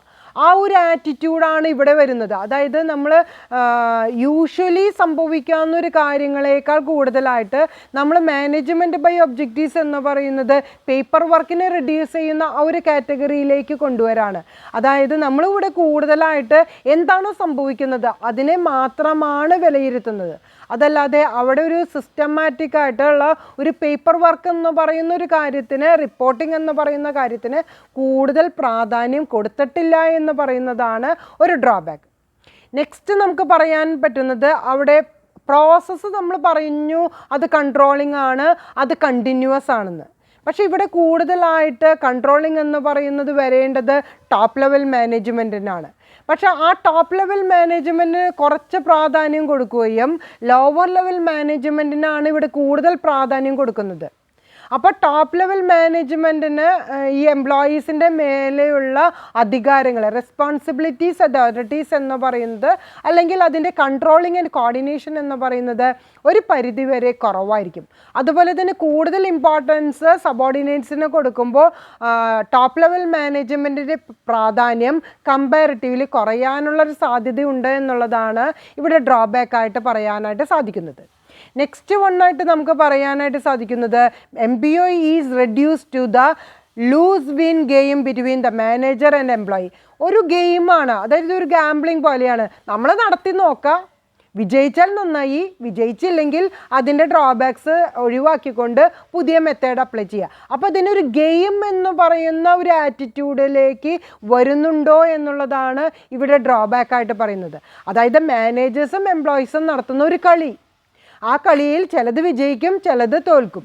തോറ്റിട്ടുണ്ടെങ്കിൽ അതിലുള്ള ഡ്രോബാക്സ് ഒഴിവാക്കിക്കൊണ്ട് പുതിയ ഒരു ഓൾട്ടർനേറ്റീവ് എന്ന് പറയുന്ന സെലക്ട് ചെയ്യുക. ആ ഒരു പ്രൊസീജിയറിലേക്ക് പോകുന്നതാണ് ഒരു ഡ്രോബാക്കായിട്ട് പറയുന്നത്. ലാസ്റ്റായിട്ട് നമ്മൾ പറയുന്നത് ഇൻഡിവിജ്വൽ ഗോൾസ് ഉണ്ട്, അതുപോലെ തന്നെ ഡിപ്പാർട്ട്മെൻ്റൽ ഗോൾസ് ഉണ്ട്, ഓർഗനൈസേഷണൽ ഗോൾസ് ഉണ്ട്. ഇതിന് ഒന്നിച്ചു കൊണ്ടുപോകാനായിട്ട്, ഒരു ഹാർമണി ക്രിയേറ്റ് ചെയ്യാനായിട്ട് സാധിച്ചിട്ടില്ലെങ്കിൽ ഒരിക്കലും ആ ഓർഗനൈസേഷൻ്റെ ഗോൾ എന്ന് പറയുന്നതിനെ എത്തിക്കാനായിട്ട്, ഒരു സക്സസ്ഫുള്ളായിട്ട് എത്തിക്കാനായിട്ട് സാധിക്കില്ല എന്നുള്ളതാണ്. അതായത് ഒരു ടീം വർക്കിനെ ഡിപ്പെൻഡ് ചെയ്തുകൊണ്ടാണ് വിജയം നിൽക്കുന്നത്. ഇതിൽ ഏതെങ്കിലും ഒരു ടീം വർക്കിന് കറക്റ്റായിട്ടുള്ളൊരു എഫിഷ്യൻസി അല്ലെങ്കിൽ ഒരു പെർഫോമൻസ് കീപ്പ് ചെയ്യാനായിട്ട് സാധിച്ചിട്ടില്ലെങ്കിൽ അത് എല്ലാ ഡിപ്പാർട്ട്മെൻറ്റിനെയും ബാധിക്കാനായിട്ട് എഫക്റ്റ് ചെയ്യുന്നുണ്ട്. അതൊരു ഡ്രോബാക്കാണ്. അതായത് എല്ലാ 5 ഡിപ്പാർട്ട്മെൻറ്റിലുണ്ട്, അതിൽ 4 ഡിപ്പാർട്ട്മെൻറ്റും ഇഫക്റ്റീവായിട്ട് വർക്ക് ചെയ്തു എന്നുണ്ടെങ്കിലും ഏതെങ്കിലും ഒരു ഡിപ്പാർട്ട്മെൻറ്റ് ഒരു ലോ ക്വാളിറ്റി കാണിച്ചിട്ടുണ്ടെങ്കിൽ അത് ആ ഓർഗനൈസേഷൻ്റെ ഗോൾസിനെ ബാധിക്കാനായിട്ട് സാധിക്കും. അപ്പോൾ അതൊരു മെയിൻ ഡ്രോബാക്കായിട്ട് നമുക്ക് പറയാവുന്നതാണ്. ഇത്രയാണ് നമ്മളുടെ ഒരു ക്രിറ്റിസിസം എന്ന് പറയുന്ന ഒരു കാറ്റഗറിയിൽ മാനേജ്മെൻറ്റ് ബൈ ഒബ്ജക്റ്റീവ്സിനെ കുറിച്ചിട്ട് എനിക്ക് പറയാനുള്ളത്. അപ്പോൾ മാനേജ്മെൻറ്റ് ഒബ്ജക്റ്റീവ്സ് എന്ന് പറയുന്നത് വളരെ നല്ലൊരു സ്കൂൾ ഓഫ് തോട്ട് എന്ന് പറയുന്നുണ്ടെങ്കിലും അതിൽ നമുക്ക് വളരെ ഡ്രോബാക്സും ഉണ്ട്, അതുപോലെ തന്നെ മെറിറ്റ്സും ഉണ്ട്. അപ്പോൾ എനിക്ക് അതിൻ്റെ കൺക്ലൂഷൻ എന്ന് പറയാനായിട്ട് സാധിക്കുന്നത്, ഒരു മാനേജ്മെൻ്റ് എന്ന് പറയുന്നതിൽ ഏറ്റവും കൂടുതലായിട്ട് പറയാൻ പറ്റാവുന്നത്, മാനേജർ എന്താണോ ചെയ്യുന്നത് അതാണ് ഒരു ഓർഗനൈസേഷൻ്റെ ഗോൾ വരുന്നത്.